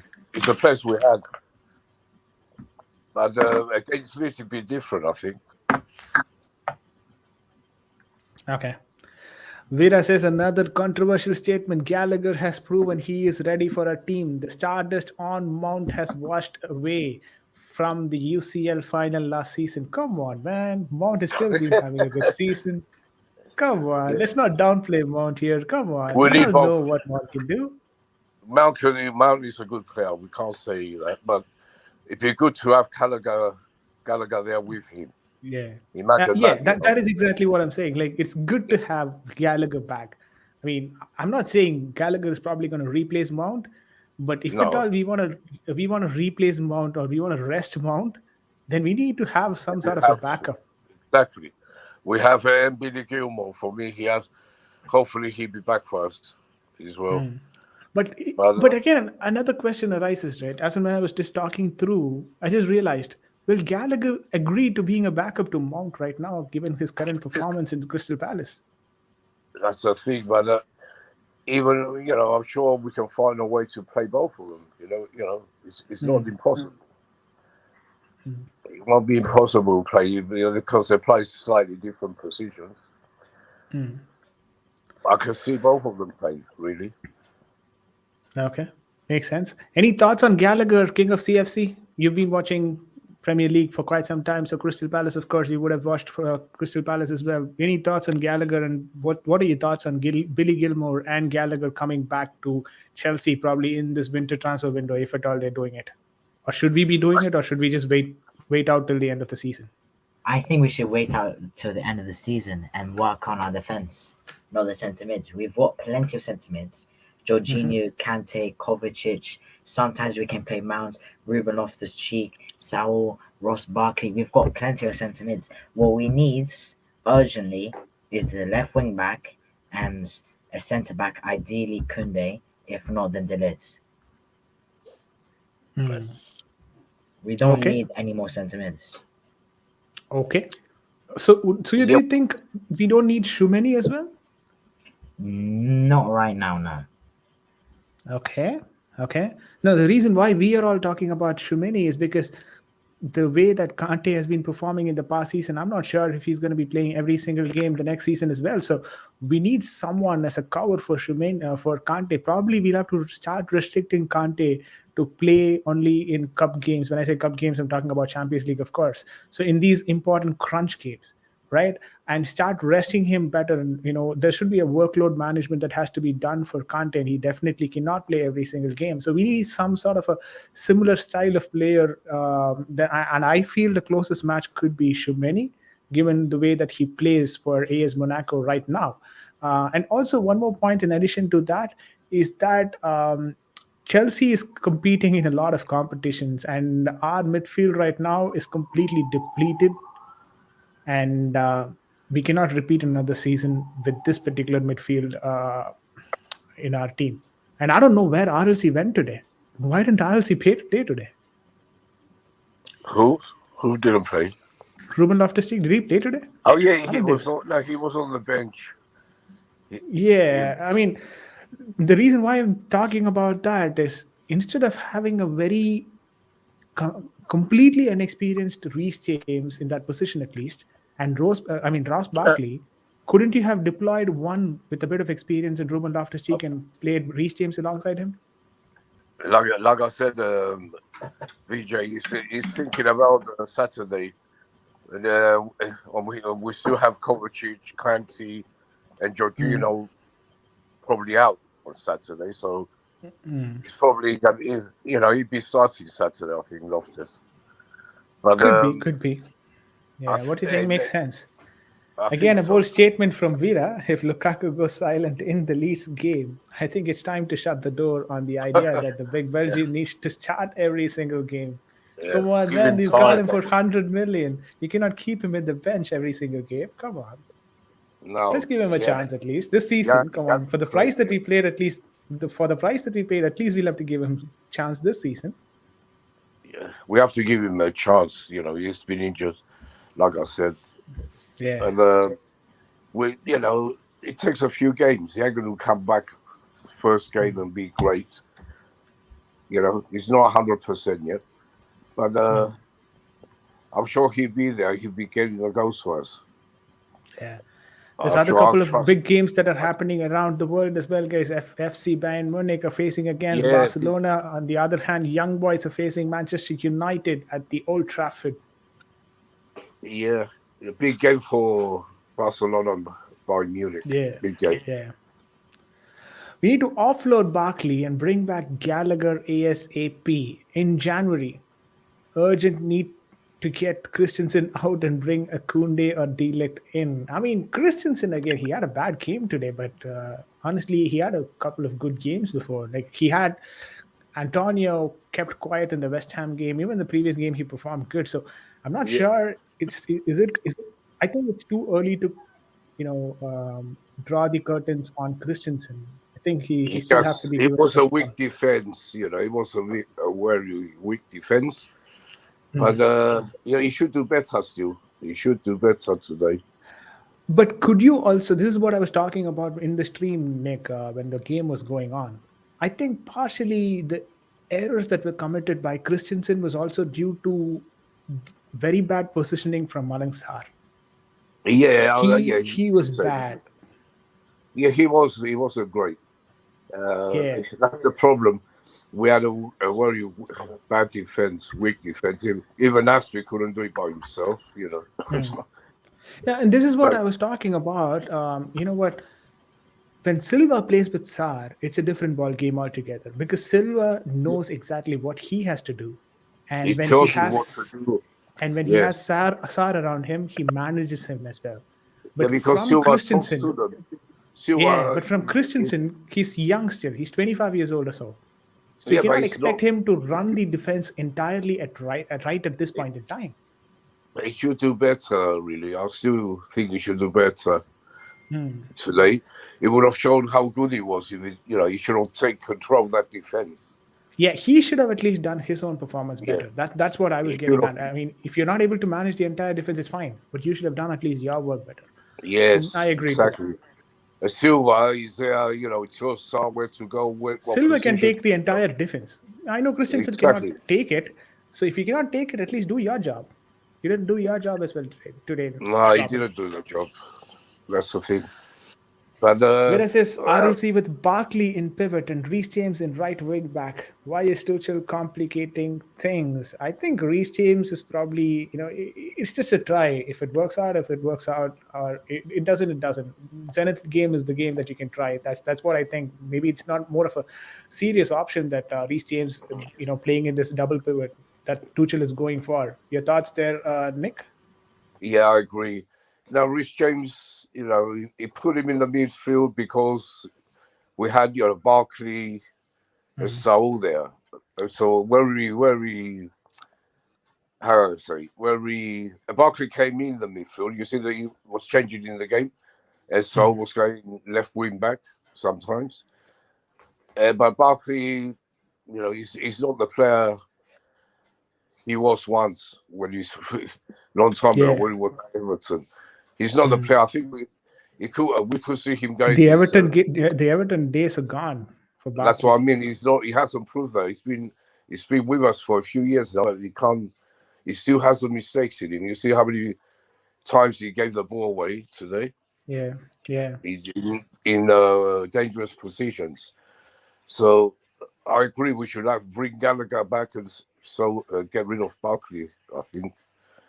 I agree with what's his name there. Vera, yeah. Vera also says that we have Aspi and Chalaba to challenge for the right centre back. That's why Christensen needs to get out. But Christensen is playing actually centre back. He's not even challenging for right centre back. Come on. Christensen is in the middle. Yeah. Better replacement and backup for Silva is needed. Youthful options like Koundé. Yeah. Trust me, when you get Koundé, you're gonna see what he cannot do. I'll already tell you, Koundé is not someone who you expect to be. He's not a finished product. Trust me, he is not good aerially. I've seen him play. He's not good aerially. Don't forget, Christensen was good when we lost Silva when he was injured. Christensen came in, done his job. Yeah. He done the same He job. did his job. So don't forget, I'm not saying he's rubbish, Christensen, but today. Mate, we just lost you for a bit there, Nick. You said he's not rubbish, and then we lost something happened there.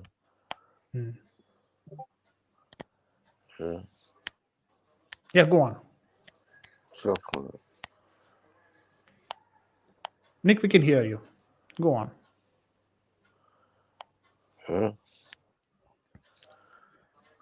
All right. Another comment as well comes from Vera. He says, Alonso going to be rusty for Leeds if he starts. I don't know if Alonso is going to be starting the Leeds game. Trust me, Leeds is the exact opposite of what Alonso plays. Alonso is slow like a train, and Leeds is quick as a flight. That is completely the opposite. I'm not sure if Alonso will be featuring in this game, if I'm to be honest. Any thoughts there, King of CFC? Do you think Alonso will feature in that game against Leeds? Pardon? Do you think Alonso will feature in that game against Leeds? He probably will, but I wouldn't like to see him against Leeds. He could be the reason we drop even more points. Yeah, agreed. Nick Blue has joined us as well back. Nick Blue, hope her audio is all good now. Can you hear me loud and clear? Yeah, I don't know what happened there. I just disappeared and come back. That's all right. So Nick Blue, tell me, Alonso is going to be rusty for the Leeds game if he starts, is what Vera is saying. Is he going to be rusty, or is he the wrong choice for the Leeds game? The reason why I'm asking you if he's the wrong choice is because Leeds is too quick, and Alonso is the slowest player that we have on the pitch. Is that even a right option to have him on the pitch? Who else are we going to play there? Solid again. I don't fancy Callum. Callum wasn't very good today. I'm saying Solid was again. Why not? Maybe we're going to have to. We're going to see. But I think Alonso he had a knock on him from the last game. I'm not sure. He was nowhere today. Nowhere. So it's going to be a very hard choice for Tuchel. What's he going to do with that? Because all the injuries. Let's say he finds another way, but maybe changes something. I don't know, but it's hard. It's very hard. Yes, we've got people watching the stream. Just smash that like button as well as we go on with the review as well. There was no communication in defense, and we end up criticizing Sarr when instead it's more about Christensen not being vocal enough to lead the line, says Vera. Thoughts there? I'm not expecting Christensen to lead the line, to be honest, but he should have done it today. No, he should have done better. Out of Sarr and him, Sarr's only a young player, don't forget. Christensen should have done better. But why would we attribute this failure to Christensen? I mean, if leading the line is your problem, then it should be Azpilicueta you should be probably considering here. I mean, Azpilicueta should have led the line. He's the most experienced person there on the back. Have a good game either. It was a very bad. All three of them had a very bad game. Three of them. But Christensen, he gave the ball away too many times, especially when he had a chance to hit the ball somewhere else. He put it in the wrong. He doesn't. We've never seen him do that before. Very bad. Yeah. Makes sense. King of CFC wants to take a leave. Any closing thoughts, King of CFC, before you leave the stream?